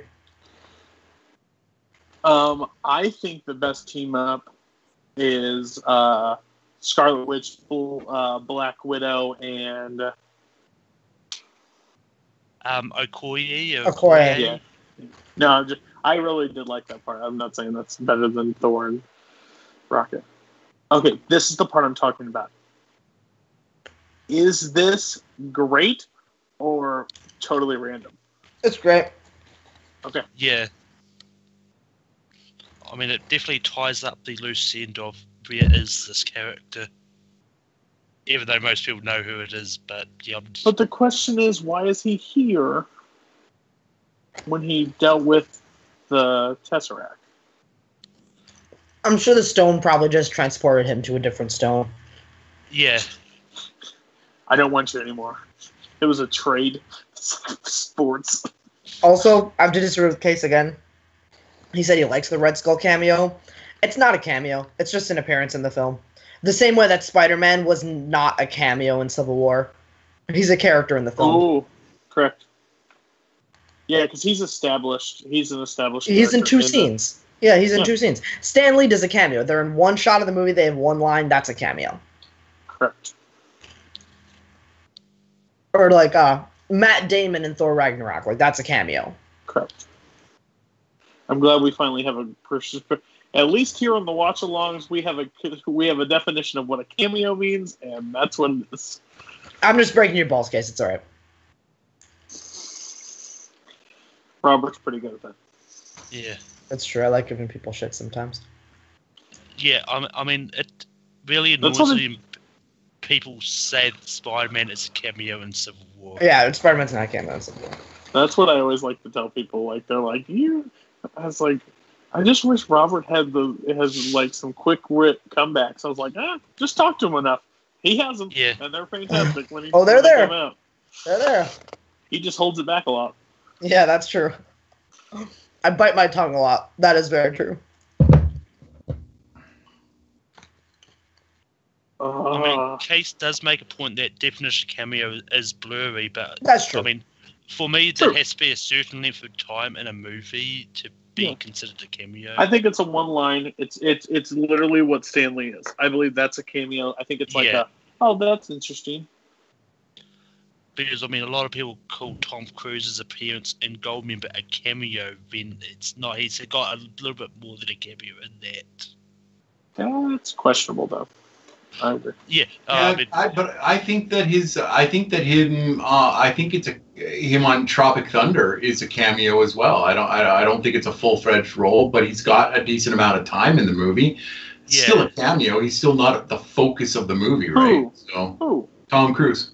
No, that's a character. He's Les Grossman. Yeah, but he's not in it for long, and as far as I'm concerned, it's a cameo from Tom Cruise playing Les Grossman to set the movie up. That's it. Yeah, well, because he's literally a crucial part of that movie. So I don't know. Yeah.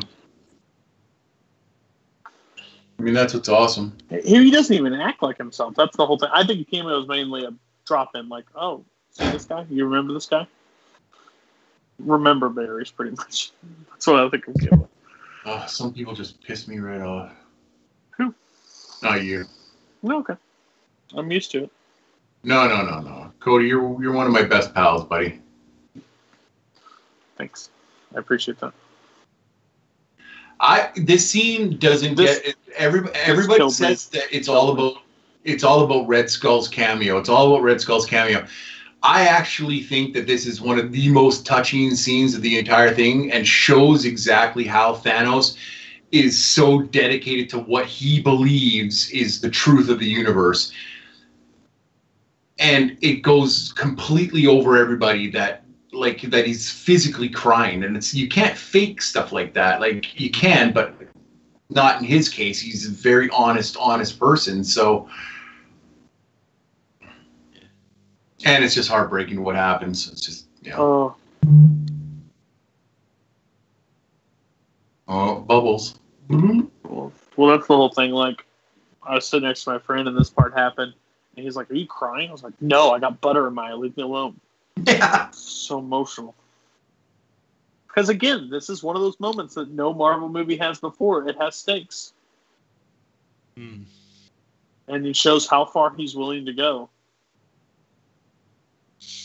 Some people said that she can come back. I was like, there's not a chance. There's not a chance. I think she's alive. There's no way. I think she's in the Soul Stone, and when she's in the Soul Stone for sure. Broken, she'll come out.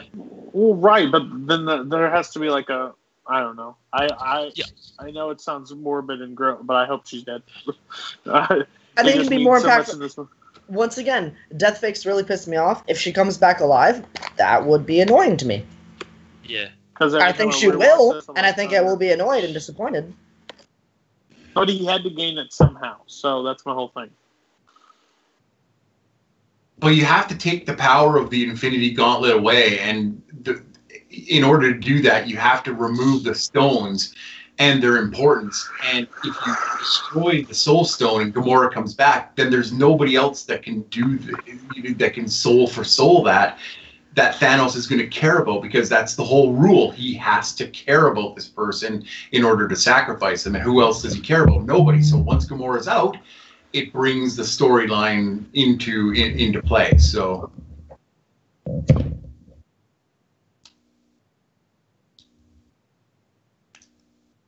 like, my only whole plot is if Gamora knew just how important the Soul Stone was and how undefeatable Thanos was, why didn't she kill herself before Thanos even got a hold of her?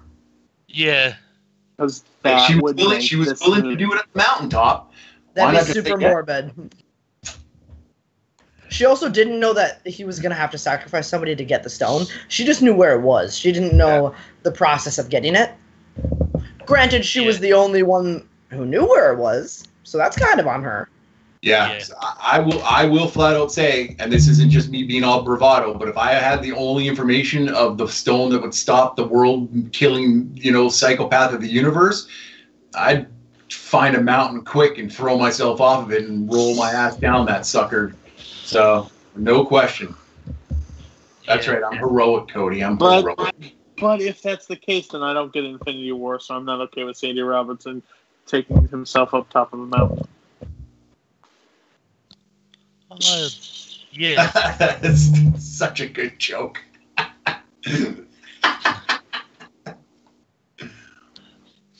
I completely forgot that Alan Silvestri also did the score for Ready Player One. Yeah, baby. Yeah. Oh, he has to. No, I actually went to see that in theaters with a friend, and during the closing credits, they were like, "Oh, we just have to sit back and listen to the John Williams score of this amazing Spielberg movie," and I'm like, John Williams didn't score this movie. Nope. Yeah. And I think it would make no sense for John Williams to score when literally Alan Silvestri has one of the most iconic scores for the 80s throughout. So it just wouldn't make sense. It would, especially he drives a DeLorean.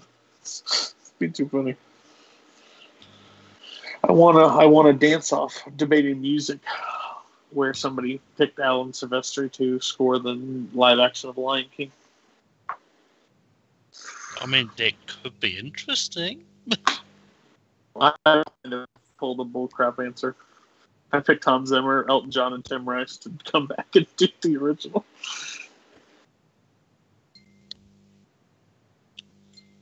I'll tell you what, man. Regardless of whether or not I think Black Panther is a great movie or just a good movie, the stuff that they're introducing into the Marvel Cinematic Universe just absolutely blows my mind off. Like, the technology that they have, everything is just so amazing. You might want to reposition that.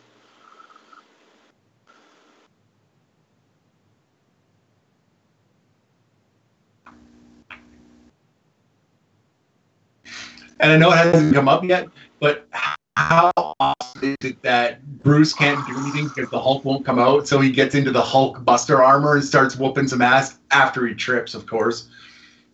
Yeah.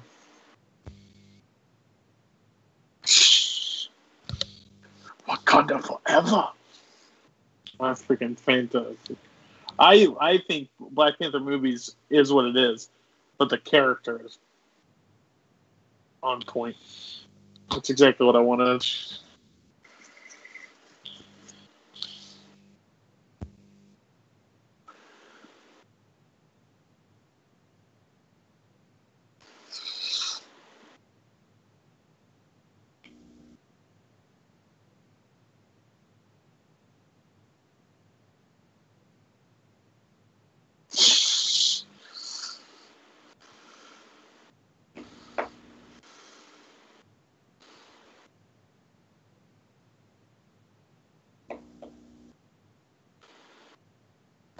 Proudly sponsored by Squirt.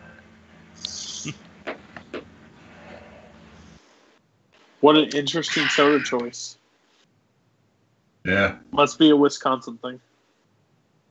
It's just what I had in my fridge, man. You got some cheese with that? I'm going to give you guys a bone. No, racist. I'm going to give you guys a bone, but I don't want you guys to hack on me so much when I admit this.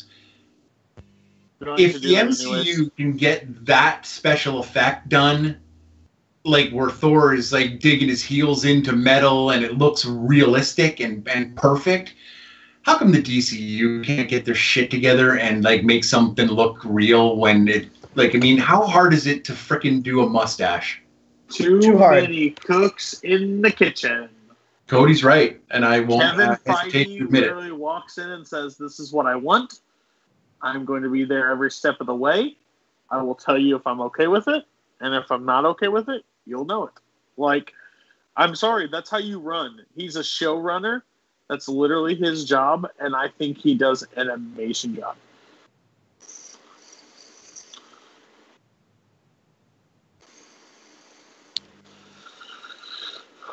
I've never been more physically upset in a movie than in Suicide Squad in a long time. I think Fan Four Stick really takes the cake on that, but it's Suicide Squad is one of those movies that frustrated me from almost start to finish. Just because if MCU didn't exist, I wouldn't notice some of the problems. I wouldn't notice comic book mistakes and stuff, but I notice them. Oh, there he is. Spoiler from Sandy. Don't hate. I helped resign, Veronica. Pulling dirt out of his face. That's so good. I think the thing I love the most about Wakanda is the technology advances and stuff that just makes it so cool to see. And I will even say, like, the MCU did, like, the mindless villains that come through better than Steppenwolf's people, and that's the point of it. Yeah, all the parademons. Parademons? And I'll be truthfully honest. I liked Justice League a lot more than probably most did. I didn't hate it as much as some do, but it still has those issues, you know. They tried to. The problem with the DCEU is this, and it is flat out this: they had a ready-made formula to follow, and they didn't. You got to start building your characters and building their movies and giving us all their info and their backstory. And instead, they went, "Hey, everybody knows these characters because it's DC motherfuckers," and thought we were all going to be good. But you can't build a world if you just start with 1-2 movies and then boom, you throw a Justice League movie out there. It doesn't connect people emotionally to the characters. This scene reminds me of. I'm sorry to interrupt. We can go back to that in just a second. This scene reminds me of the scene in Return of the King when they're at the Black Gate. It just does. When they like go up and they meet the mouth of Sauron. Oh my god, it does. Okay. 100%. Sorry, I had to throw Lord of the Rings in there. No, is Lord of the Rings a good movie? I've heard it is. I haven't actually seen it myself. Oh. Yeah, no. What's the fourth dwarf to leave Bilbo's house before they go on their journey and Hobbit Unexpected Journey? I mean, they all leave at the same time. Yeah. I can tell you the order they get there. There you go. You're sick. You're sick. I know. It's amazing being But that's why before I joined this community, Robert Parker was my favorite competitor. I rooted for him every chance. And we have a friendship now. I don't understand everything about him, but yeah. That's why people always think I'm crazy when I can name all 13 dwarves, and then I don't even tell them that I can name all 13 actors. Like, they just think I'm even more crazy after that. Like, do you pull it out, like, as a trick for your friends? Like, oh, it's a party trick, for sure. Yeah, I mean, especially considering, like, half the actors of the dwarves are classic New Zealand actors as well. Not a lot of people are New Zealand or English actors, yeah. From the everybody has their one thing that they know almost every single thing about. Everybody does. Sure. Everybody has that one movie, that one group of movies that they can, like K's and Star Trek or Star Wars, like Robert and Lord of the Rings, like me and Star Trek. I'm really good at Star Trek. I retain a lot of that information. But everybody has one. Like, you know what? We could sit down. It might not be about movies, but you start asking Cody Newberry about Boston Red Sox, and I bet you he can pull shit out like left, right, and center all over the place. Yeah, everybody has those things. Jeremy has. You said left, right, and center. I was just like, oh, there's the outfielders. I can do that for you. Like, I agree. It's just what it's everybody's wheelhouse. Like, but the thing is, any chance you can be stumped. It just matters what the question is. Once again, this is another example of Return of the King when Okoye was like, then it will be a noble end. That's the, like, pretty much verbatim what Bernard Hill Theoden says in Return of the King. He goes, or it's before, it's in Two Towers before the battle at Helm's Deep, and he goes, if this is to be our end, I would have it be such an end. I thought they say Wakanda forever, and I was just like, really? What? Yeah, they do. You know, right before they yell for Frodo, you know, actually in the London translation of that movie, they say Wakanda forever. London translation. Wakanda. Yeah, I just want to see Frodo. I mean, for me, I thought Harry Potter was the one I knew everything about until I faced Robert in the Harry Potter match. Again, Robert's a freak. You just have to respect him and just move on. Like, I think as a child, as a child, I didn't have a life. I just did not have a life as a child, and all I did was watch Harry Potter and Lord of the Rings. That's a good point.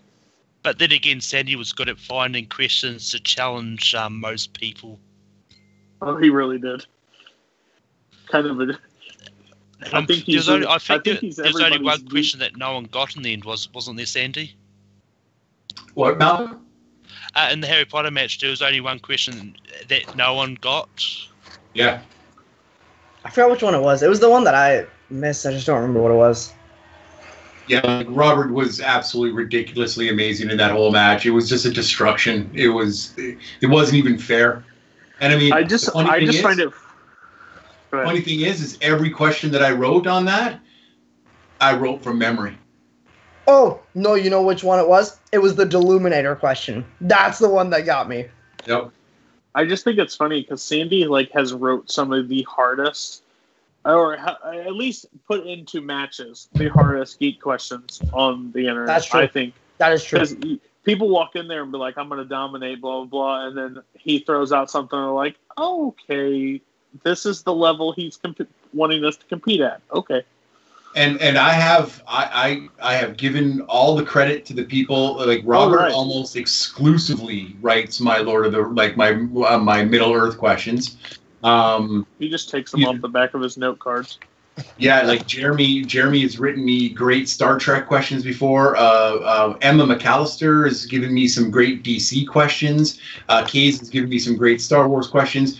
But for the most part, I write most of these things from memory, and then if I have a little bit of an inkling that I'm not sure, I'll go and check it. But they always test okay. Like people do okay on the testing. It's just when it gets into the match settings, people, Funnily enough, other than the Roberts and stuff. So watching a recent Full Metal Geek match, Sandy wrote a Middle Earth question that I missed while playing along. That's a lie. That's a lie. He did. The crown question in Aragorn's coronation. I didn't know that answer. I guessed and got it wrong. Robert, I need you to end this stream and go watch Return of the King. Just go watch Return of the King again. Go do your homework. Okay. I'm sorry. This is absolutely my favorite part of the entire movie coming up. Oh yes, that's why I shared it. I think we're on the same page. It's fantastic. Yeah, I'll get that arm scene, right? I'll get that arm. No, my. No, I know what you mean. I'm about the same. Dude, that guy is huge, man. Let the lightning hit.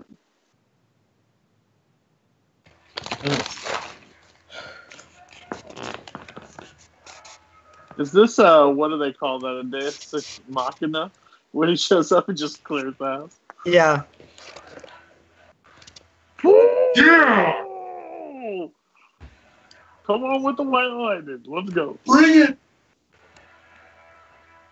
So God, that music. So happy. Oh.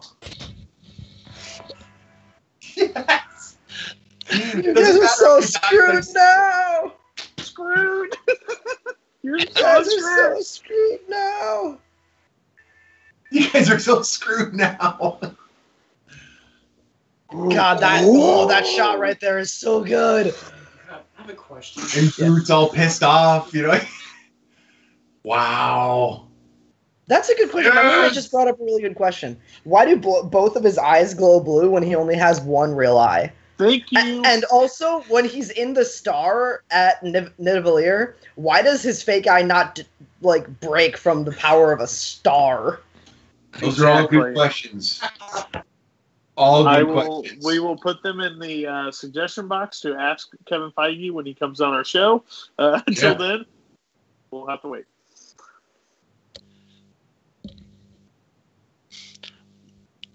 Oh yeah, I just got word that Kevin Feige's not coming on his show anymore.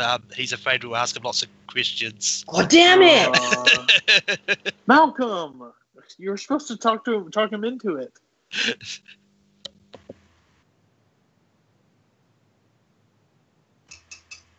I'll tweet him later.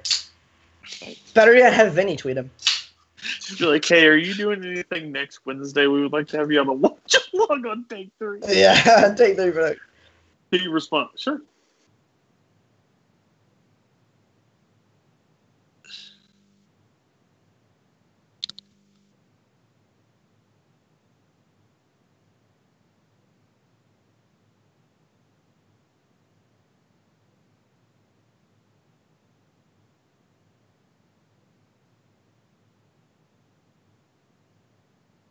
I wonder why. Because every town hall meeting likes to hear, listen, guys, think we got a problem? Genocide. But not like the kind that you hate. The kind that we can just break down. Anybody's up for it. You're a madman. Are you really thinking I'm a madman? Yeah. That's what's wrong with the world.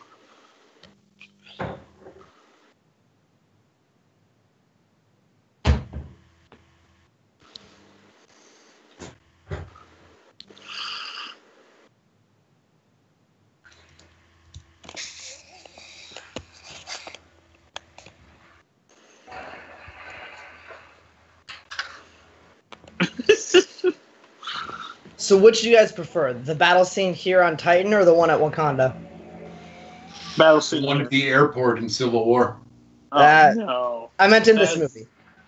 That has zero stakes. I also think both of these are better than the Civil War one. I agree. Because they're just like... I love the Civil War fight, but like, this is them like fighting to kill Thanos, and the other one it's them fighting like to like kill their enemies. In Civil War, like they even say it. Wanda even says it to You're pulling Clint. your punches. You're pulling your punches. Like you can tell they're not actually trying to hurt each other. This one is just so cool. If see we're everybody's special moves. Yeah. If we're picking this movie, then this fight for sure. It's like watching an old 90s wrestling match and watching everybody come out and do their finisher and just walk off. Like, that's this right here. Yeah. Plus, I love Spider-Man. Yeah, I love the Spider-Man Doc Strange combo part of this fight. Magic kick.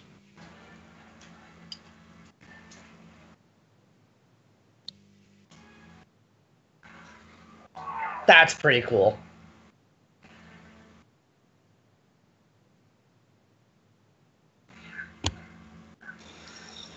Oh!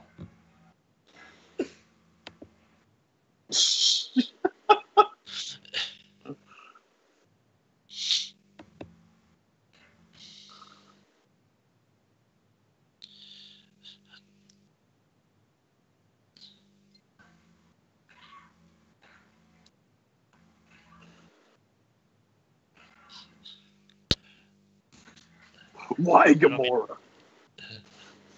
And I mean, in this one, I actually love how like it actually, it's not just Thanos just literally punching out the Avengers. They actually look like they're getting something done in the fight as well. Yeah, which is actually one of the biggest problems I have with like the action in Avengers and Age of Ultron to an extent as well. Is it's kind of just like them kicking ass. Like it's not really them like using their. It's not like their powers actually matter in the fight. It's just them all like just punching and kicking and like beating the crap out of stuff. Like in this fight, especially when it's like all of them v Thanos, like all of them are really contributing to like one common goal instead of like, oh, I'm Cap, I'm gonna go punch some Chitauri. It's still really good in Avengers, but this is better. My buddy said the thing that annoyed me the most. He's like, why don't they just cut off his hand and stuff like that? I'm like, because that's not how movies work. That's not how they work. It's not just that, but he's not just a dude. Like, he's a titan, yeah, exactly. right? Exactly. Like, he's a titan. Like, he's practically invulnerable. Without the gauntlet. Without the gauntlet.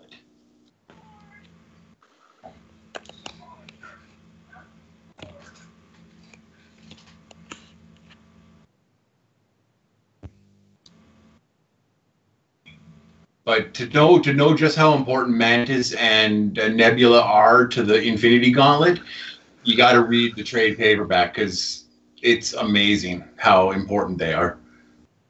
And I'm so impressed that they added an aspect of that into the movie. And then Peter screws it up.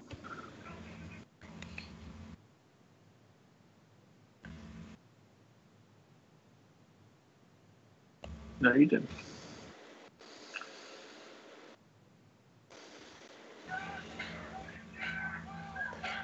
See, like, okay, but for real though, like, what right now in reality? Let's be real. Like, what is before Quill starts screwing up?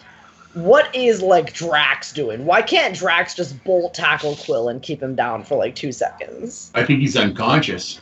Oh, is Drax unconscious? Oh, I didn't. Yeah, I think he got his ass beat.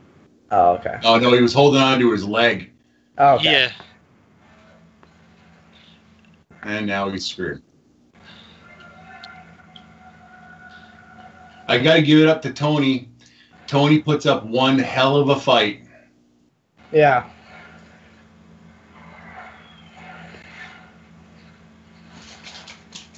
Like, are you kidding me?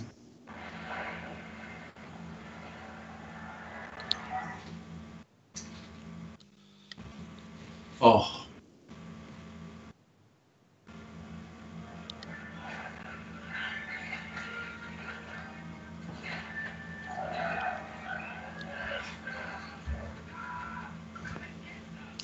Space Dogs! God, I love Rocket. Oh, this is so good. Yep. Get some, get some! Then they do the Groot rocket thing. Oh, I'll get that Ooh, I'll get that arm. Oh, I'll get that arm. Oh, I'll get that Get him, Thor.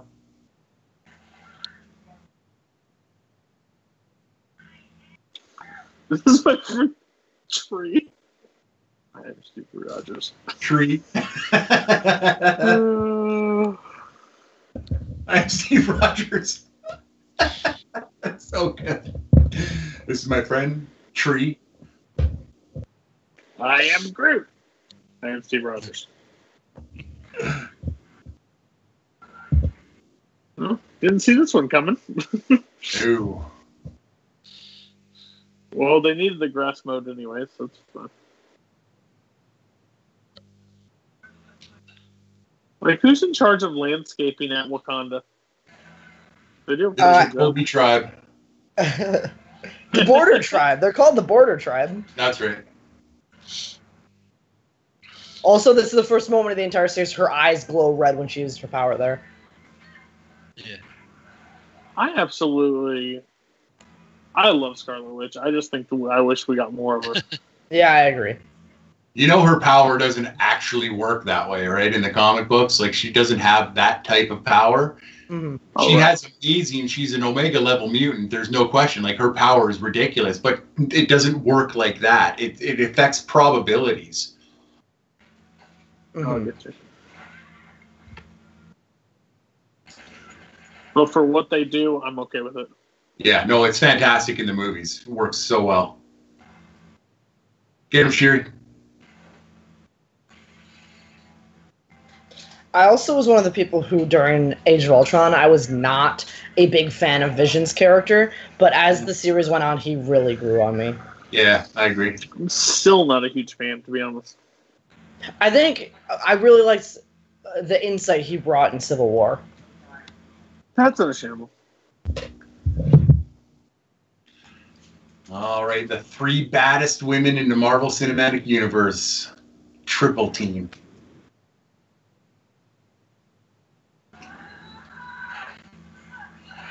Yeah.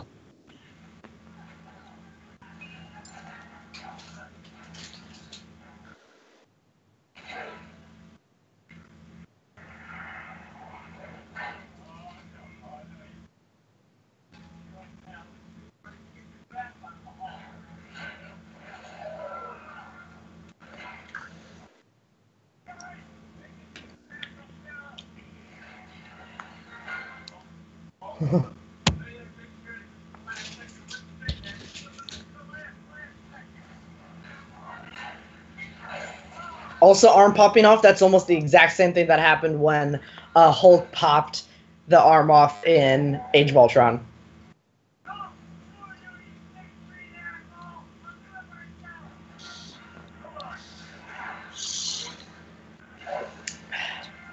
As someone that said he's not a real big fan of comic book movies, he does a great job acting. Yeah. It's just because he's a great actor. Yeah, That's true. that's absolutely true. I'm just surprised they got him. So good. So good. You know why I didn't know his name? Because I just referred to him as Fireworks. I mean, we quizzed you on his name earlier. Do you remember? Gosh, no. It's Co-Obsidian. There you go. Cull Obsidian. Do you know the other two? That guy who's killing Vision and the girl? Isn't he from Thor the Dark World? Because he sure looks like him. No. I know one of them is Proxima Midnight. Proxima Midnight is the girl. And Corvus Glaive. Corvus Glaive is the guy who is after Vision the whole movie. Yeah. And I mean, And what was the one that just died? That was Cull Obsidian. Cull Obsidian. And in the comics, there's another one that just doesn't make an appearance in this, and that's Supergiant. It looks like they did have another chance to hurt her. Yep. And they did. Interesting.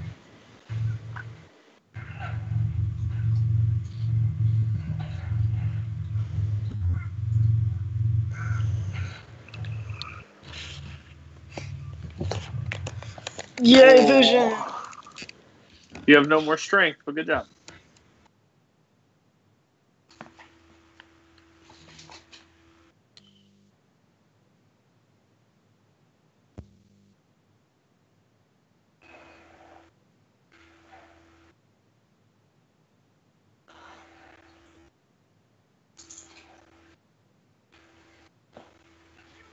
I got you. I got you.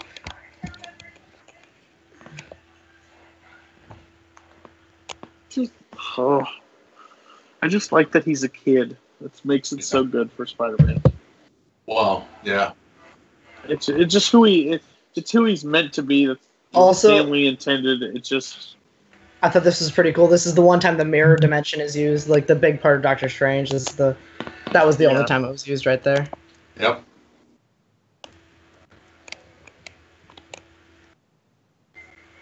So sweet. Yeah, this is awesome. But it's gone so unfortunately. Thanos, I've come to bargain. Yeah.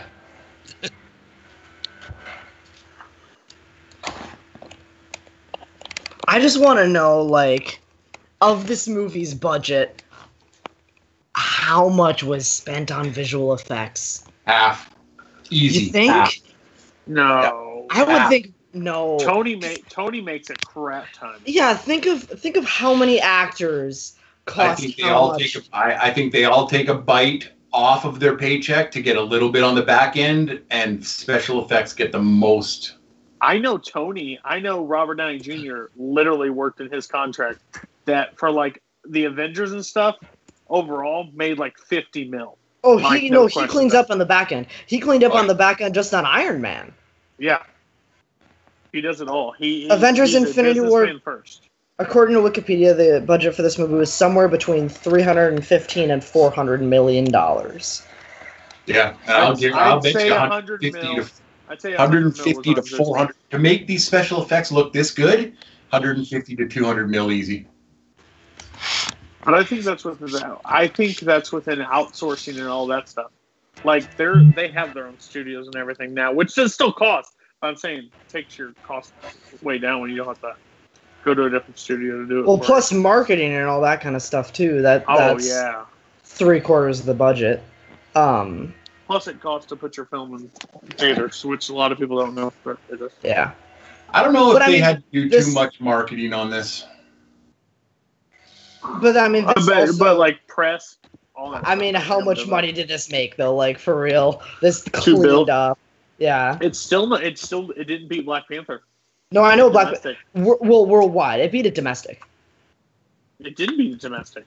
Let's check Box Office Mojo. I'm gonna double check. It beat it worldwide. It did not beat it domestic. The top domestic movie of 2018 is Black Panther at 7. Oh, I thought it was the other way around. I thought Black Panther had it worldwide and Infinity War had it domestic. No, Infinity War is definitely worldwide. Total domestic gross for Black Panther was 700 million. Infinity 600 something. Yeah, worldwide, Avengers: Infinity War made $2.046.5 billion. Black Panther made $1.346 billion. Domestic, Black Panther still beat it by just a little $2 over million. By $2 million. Just under $2 million. Yep. 20, just under 20 million. 2 million. 20 million. Oh, excuse me. Yes, Avengers you're right. is 678.8 and Black Panther's at 700.1. About 22 million. That's what I'm saying. I knew I box office is the weird strength of mine, but it's insane. That's that a good it didn't strength to stop have. It's one that not many people do. Well, the whole thing is for 5 years in the movie theater, I did reports and everything on box office and what to schedule our theater for. So yeah. Well, then how come during your last match you picked such a amazingly far away? Well, no, see, that's the thing. Like Memento, that's like 2000. That's before my theater. Like, what my thing was, I knew Brooklyn was going to say up to 100, over 100, so I just wanted to go a little low. Yeah, but I knew. I just didn't want to be so far off in case I was wrong. Yeah, and yet, I should have known. But yet Ant-Man and the Wasp didn't even touch either Black Panther or Infinity War. Because it wasn't really good. It still made money though. Oh yeah. Yeah. No Marvel movie is a complete flop. Ant-Man and the Wasp. Which one were we talking about? Ant-Man and the Wasp. Ant-Man and the Wasp. Still haven't seen it yet. I'm killing myself. It's okay. Yeah. I mean, I actually enjoyed it. I enjoyed both. I liked it. Yeah. Much. It wasn't. It's coming after this. It's kind of like. Meh. I know, right? It's hard to follow. I mean, Captain Marvel is probably going to do the same, because most people was like, "Oh, it's a Marvel movie. I'll watch it." But I mean, everyone's just waiting for Avengers 4. Mm-hmm. I bet you see Captain Marvel do Wonder Woman type numbers. I agree. Well, I don't know. It's coming at a different time. It's Captain Marvel's coming out in March. Wonder Woman came out in July. Like, those are two very different times. Captain Marvel is March 19th, I want to say. I think it has a better shot of doing better. Yeah, I think Wonder Woman was because it doesn't have second week of July. It doesn't have things to compete with. I'm actually going to check that. I'm going to be happy if that was the second week of July. Oh, it was June. It was the first week of June. Yeah, it was June. I thought it was mid-July. What came? Oh, it was the second week of July. War of the Planet of the Apes was the second week of July. Spider-Man: Homecoming was the third week of July. War of the Planet of the Apes was terrible. Just kidding. I love that movie. I love all the Planet of the Apes. Well, that's not true. There are many Planet of the Apes movies that suck, but I love the new trilogy. Captain Marvel is 8th of March. 8th of March. Okay. That will be one of the watchalongs, I think. God, this scene rocks. Just one by one using the stones. This scene. I love that. Putting them in it. Oh.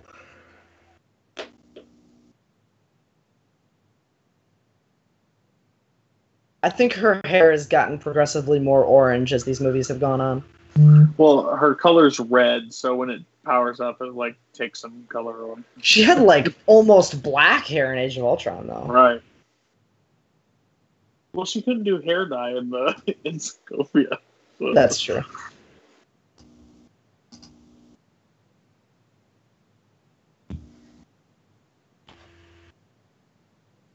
Tony will make you another boyfriend of time.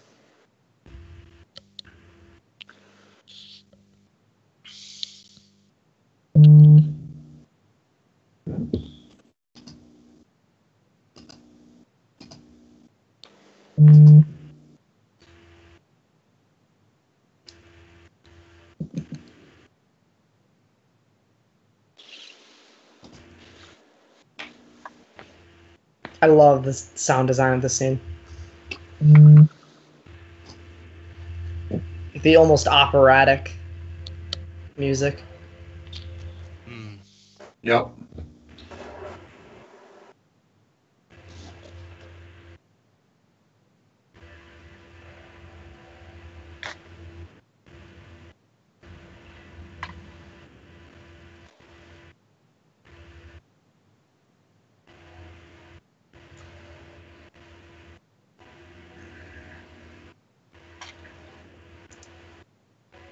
And it's more like the music is so heartbreaking at the same time while trying to stay a little bit heroic. It's still epic, yeah. It's just they're like fighting in vain, like with like not making any headway whatsoever. Mm-hmm.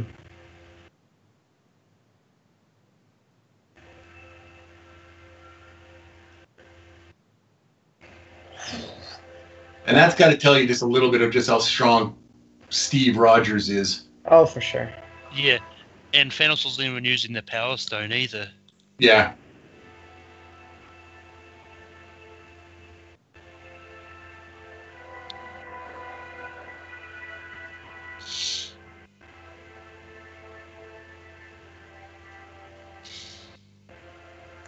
Now, you guys have made mentions before about things not meaning anything.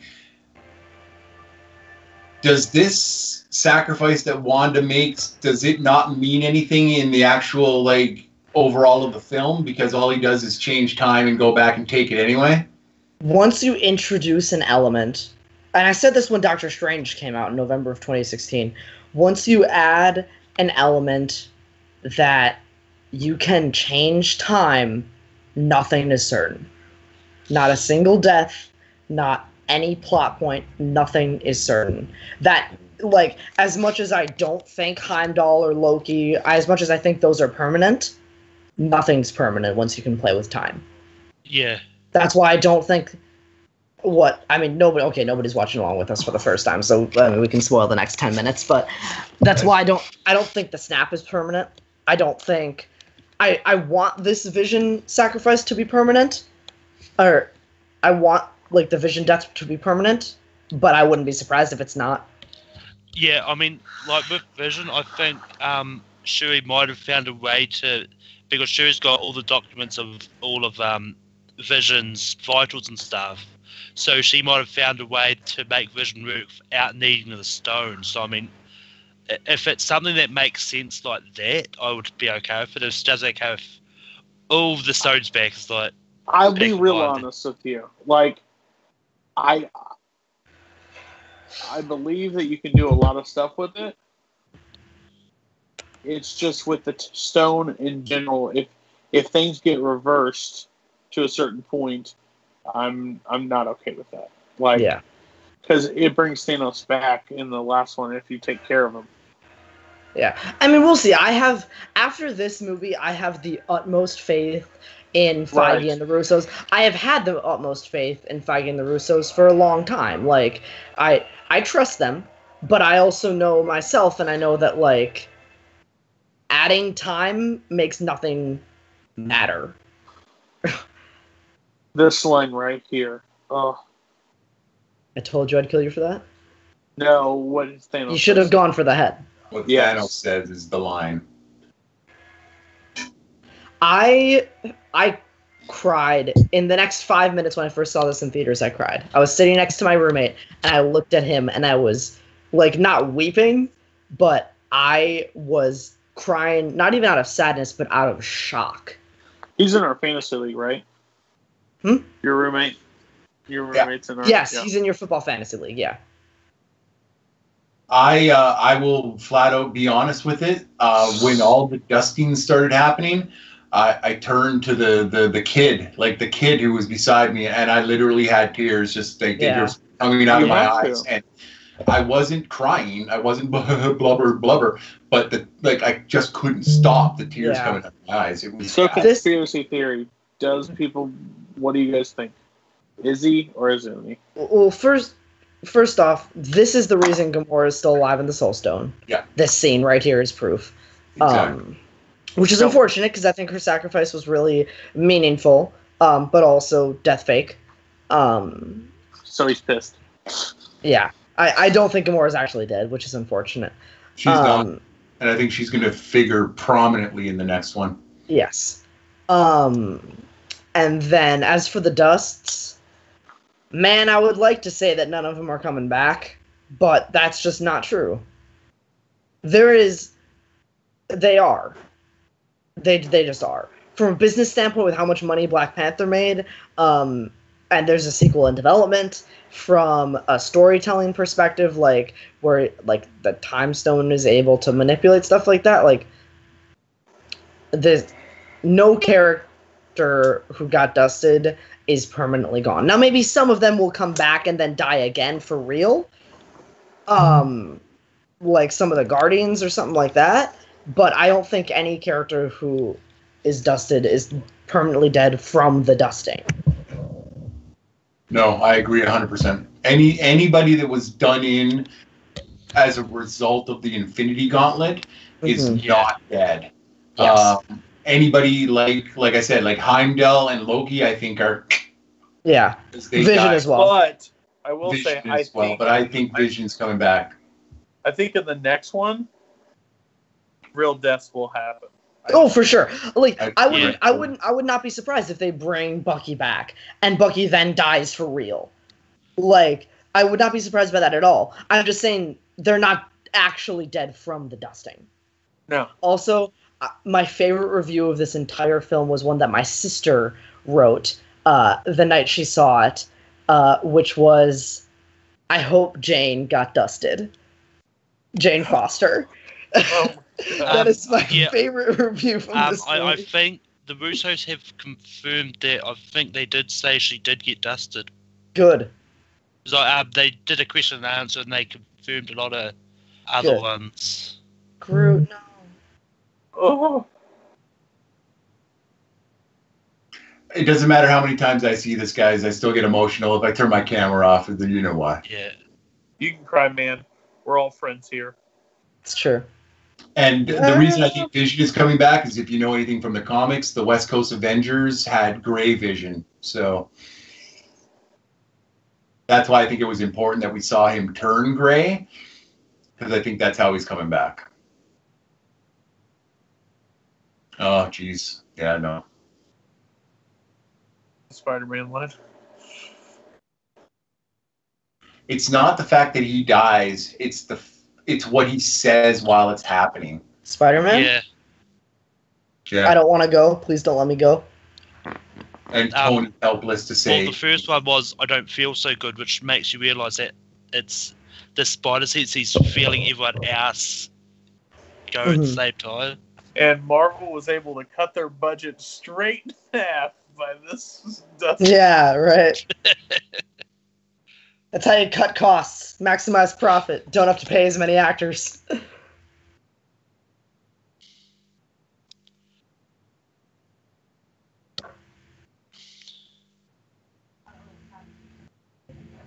They should have done it by movie release just in time.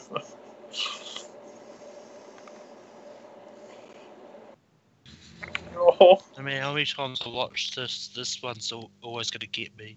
Mm-hmm. Honestly, the Bucky one gets me more than this one. When this stuff happens, I'm just keep telling my friends, no, this isn't real. This isn't real. Yeah, that's just because I don't really connect to the Peter-Tony relationship. But no, you're a Tony hater. Yeah, but it's true. Like I love Holland's Spider-Man, but when I love Bucky and Cap, like those are two of my favorite characters. And when Bucky just goes, Steve, and then gone. Like, plus he's the first, so that shock is still there. Yeah, gray Vision. Yeah. And I love how you see little Bruce Banner's head sticking out of a gigantic Hulkbuster. Yeah.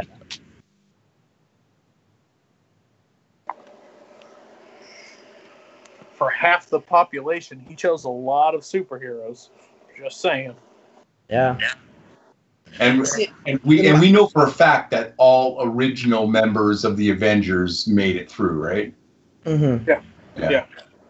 Well, my big question is, like, kind of just like as a stats nerd, how exactly does half the population work? Does it literally pick, like, does it line people up in a line and count off by ones and twos and all the twos are dead, or is it each individual person has a 50% chance to live? That's what it is. Each individual person has a 50% chance to live. Like when that doesn't guarantee that half the population is eliminated. Statistically speaking, everybody could still live from that snap. I think that what he says, I think the words that he probably uses as when he snaps are half the population of every planet in the galaxy is gone. So it like it like almost lines everybody up, counts them off by ones and twos, and half of them just die immediately. Yeah. I think he just takes the population of whatever the planet is and cuts. Yeah. Directed by Anthony and Joe Russo. Are we doing the credit scenes? That's a good question. What do you guys think? I think we might as well. Why not? We're already we're already here, hours, so. and these credits are long, but also Yeah. I am not an incredibly big fan of this end credit scene. Which one? Yeah. I am. I Second love one. this end Second credit one. scene because you're right. I love the Fury end credit scene just because of what it foreshadows and. Sorry, I was talking about the Fury one. My bad. I'm sorry. I just love that it foreshadows that, and we get to see that one star banner across that weirdo freaking pager that he's got. I still think that it's. I get goosebumps when I hear it. When I see it, it's yeah. But as far as end credit scenes go,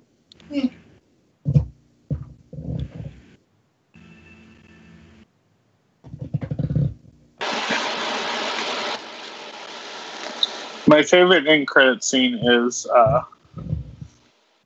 what is it? Spider-Man: Homecoming. Not for anything personal. I just said I worked at a theater and I laughed really hard when we had to clean it. It was like patience. Patience is an important thing.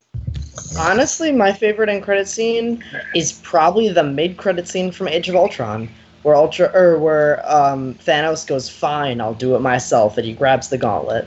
Yeah. Yeah, I'm a fan of that. That one frustrates me the most because I'm like, first we get you in a chair, then we get you turning around, then we get you talking. Like, just do something already.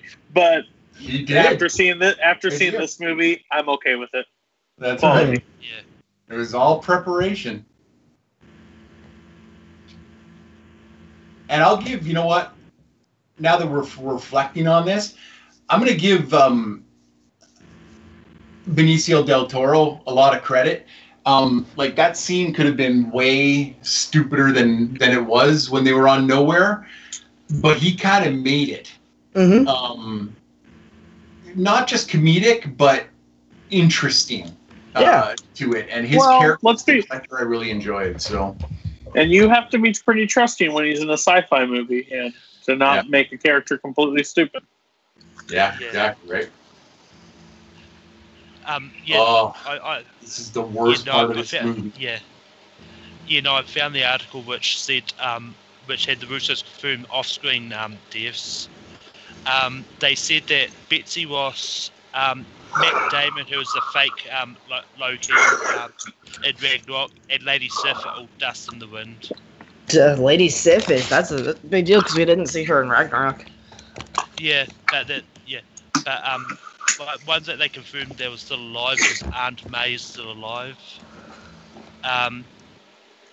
Nakia is still alive. Why does Thanos only wear his armor in the first scene? He doesn't. Yes, he does. No. His actual armor? That's true. He does take it off. Yeah, that's actually a good question for you guys. Why do you think Thanos takes off his armor on the Asgardian ship and then destroys the ship without taking his armor? Because he doesn't need it anymore. He's got 2 stones. He just doesn't care anymore. Yeah, and then he gets the reality stones all over. He knows it. Yeah, he's just got 2 stones. It doesn't matter anymore. It was too heavy and somebody called it pretty gaudy, so he didn't want to be he didn't want to be on Fashion Police. Yeah, he didn't want to be on the Fashion Police, so anyway.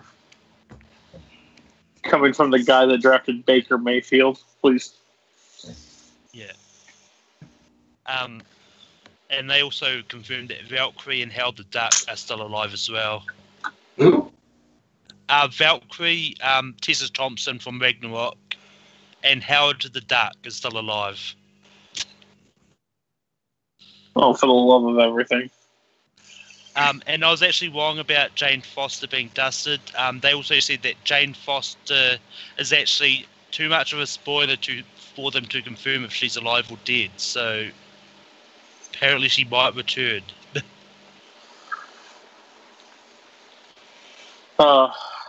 Well, Robert had to pick this movie, so now I have to live up to it. Next week, I'm picking a good movie.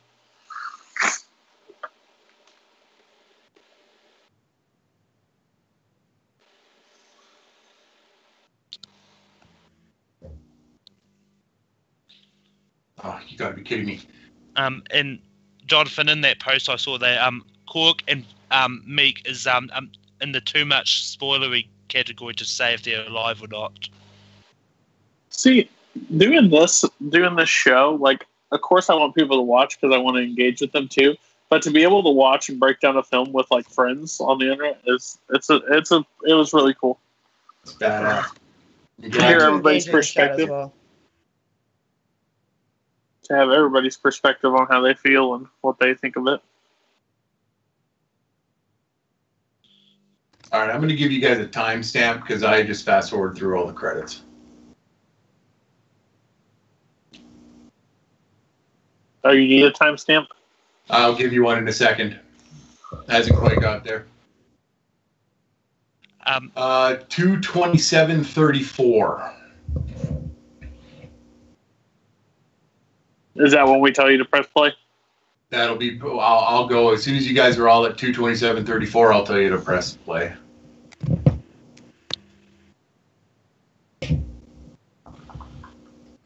$2:27:34. You got it. All right, 1 second. Hold on, it's going to take me. I originally did this, and then it started. I just skipped to the scene, and then it skipped me right to the beginning.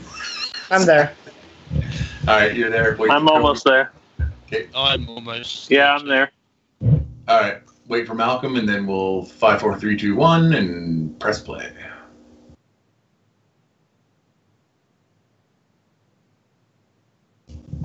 The score was bothering Sandy. He was done with them too. Oh, I love that score, man. And I'm there. All right, guys. 5, 4, 3, 2, 1, play.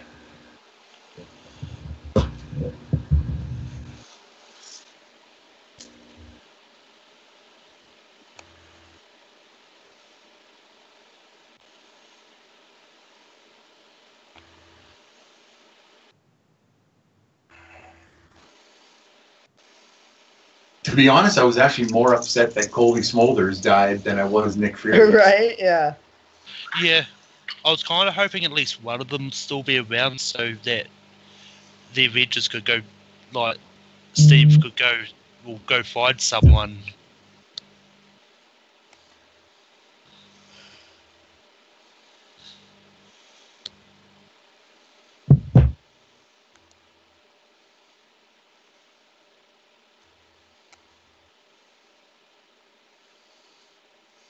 And see, nobody mentions that.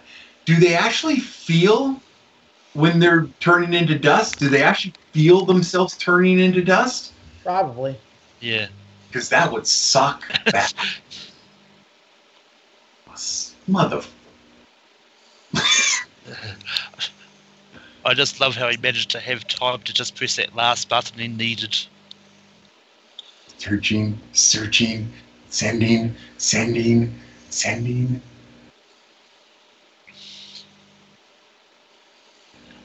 I remember the first time I saw the cinemas, I actually had to tell the person I was with, was like, because they asked me, what does that mean? It's like, well, the next movie coming up is Captain Marvel. That's the logo of their logo. Oh. Alrighty, well, I just wanted to once again thank everybody who joined in the live chat for watching. We really appreciate all of you engaging in the conversation with us, watching this movie along with us. We really, really appreciate that. You guys are the reason we're doing this show, so thank you. Once again, just a huge thank you to my panelists. We'll just run around and do quick plugs. Malcolm, where can people find you, and what do you think of this watch-along? Yeah, it was so great revisiting Infinity War again. It's probably the first time we've actually seen it since the 5th time I saw it in the cinemas. But yeah, and you can find me on Take 3, where I host a show called Rankum, and next week we're doing top Simpsons characters. And you can find me on Twitter, Instagram, and Stardust at Melkor. Awesome. And Sandy, what do you think of this watch along, and where can people find you as well? I love this movie. Every time I watch it, it gets better in my mind. Nothing about it. There's no reason this shouldn't be on everybody's list to watch at least once. It's a fantastic movie. I'm going to echo Cody's statements. I love the fact that a bunch of friends are sitting here watching a movie together and we're light years apart from each other. So that kicks ass. You can find me everywhere. I'm admin at Full Metal Media. Next Full Metal Trivia match is on Monday, so wait for that to come up on Facebook. I'm an admin at Worldwide Movie Games. We're recording a bunch of matches. You should see those coming up all the time. And I'm also with Take 3, and I'm looking so forward to our very brand newest show with me and Matt Kearns, Rhyme or Reason, everything you thought that you wanted to know about but didn't. That's going to be really awesome that we do that. And on Facebook and Twitter at srobinson1799. Thanks so much. Awesome. And Cody, my watch-along host, co-host, good friend Cody, where can we find you, and what did you think of our first watch-along together? I think I have a big shoes to fill on my next movie I have to pick, because Robert got first pick and decided to pick the Juggernaut of 2018. So that will be released soon, what next week is, so everybody can prepare and join with us. I love the movie. I think it's fantastic. I'm kind of with Christian Harloff. It gets better every time I watch it. I just enjoy it, and I especially enjoy this show because you get to break it down with friends that sometimes you never get a chance to go to the cinema together, so it's a cool way to just watch it and get to know. You can find me at Facebook at Cody Newberry. I don't have a Twitter, but you can find Take 3's Twitter. You can use that. You can find me at Full Metal. You can find me over here now on Take 3 tomorrow night, late night with Take 3. I will be defending my debate belt that I've had that I won last week fully, officially. I was interim before that. And so Brooklyn does a great show there. Also, everybody that's watching, if you're not watching and you've rewatched this, become a Schmodown Patreon. This is why we do this. This is literally why this channel exists. We are Schmodown fans. We are the news of the Schmodown. We do everything we can. So please help them in any way you possibly can. $1 really would go a long way to see Christian. And everybody that donates, you can bring a Schmodown match to your city. It's a possibility. Just everybody needs to donate and everybody needs to promote it. So, yep. Exactly. Awesome. And for me personally, I had a really great time with this watch along. It was a bit of a long one, but I really wanted to kick off this new era right, and I think we really did that. I had some great panelists. We had some great fun in the chat, so I'm really glad we did this. Like Cody teased that, make sure you guys check out the Take 3 Productions Facebook page. On there, you can see in a couple days what we'll be doing next week. It'll be at the same time, hopefully a little bit more on time next time, but not going to make any promises we can't keep. And other than that, you can find me personally on Twitter and Letterboxd at RBRTPRKR98. That's my first and last name, no vowels plus a year. You can find me on my weekly podcast I do with Zach Ford called Fireside Chit Chat, where we talk about movies, music, and other pop culture stuff. That can be found everywhere podcasts are listened to. And you can find me here on Take 3 Productions every Wednesday night co-hosting the Take 3 Watch Along. So, on behalf of Malcolm, Sandy, myself, and Cody, thank you all for watching, and we hope to see you next week. Bye.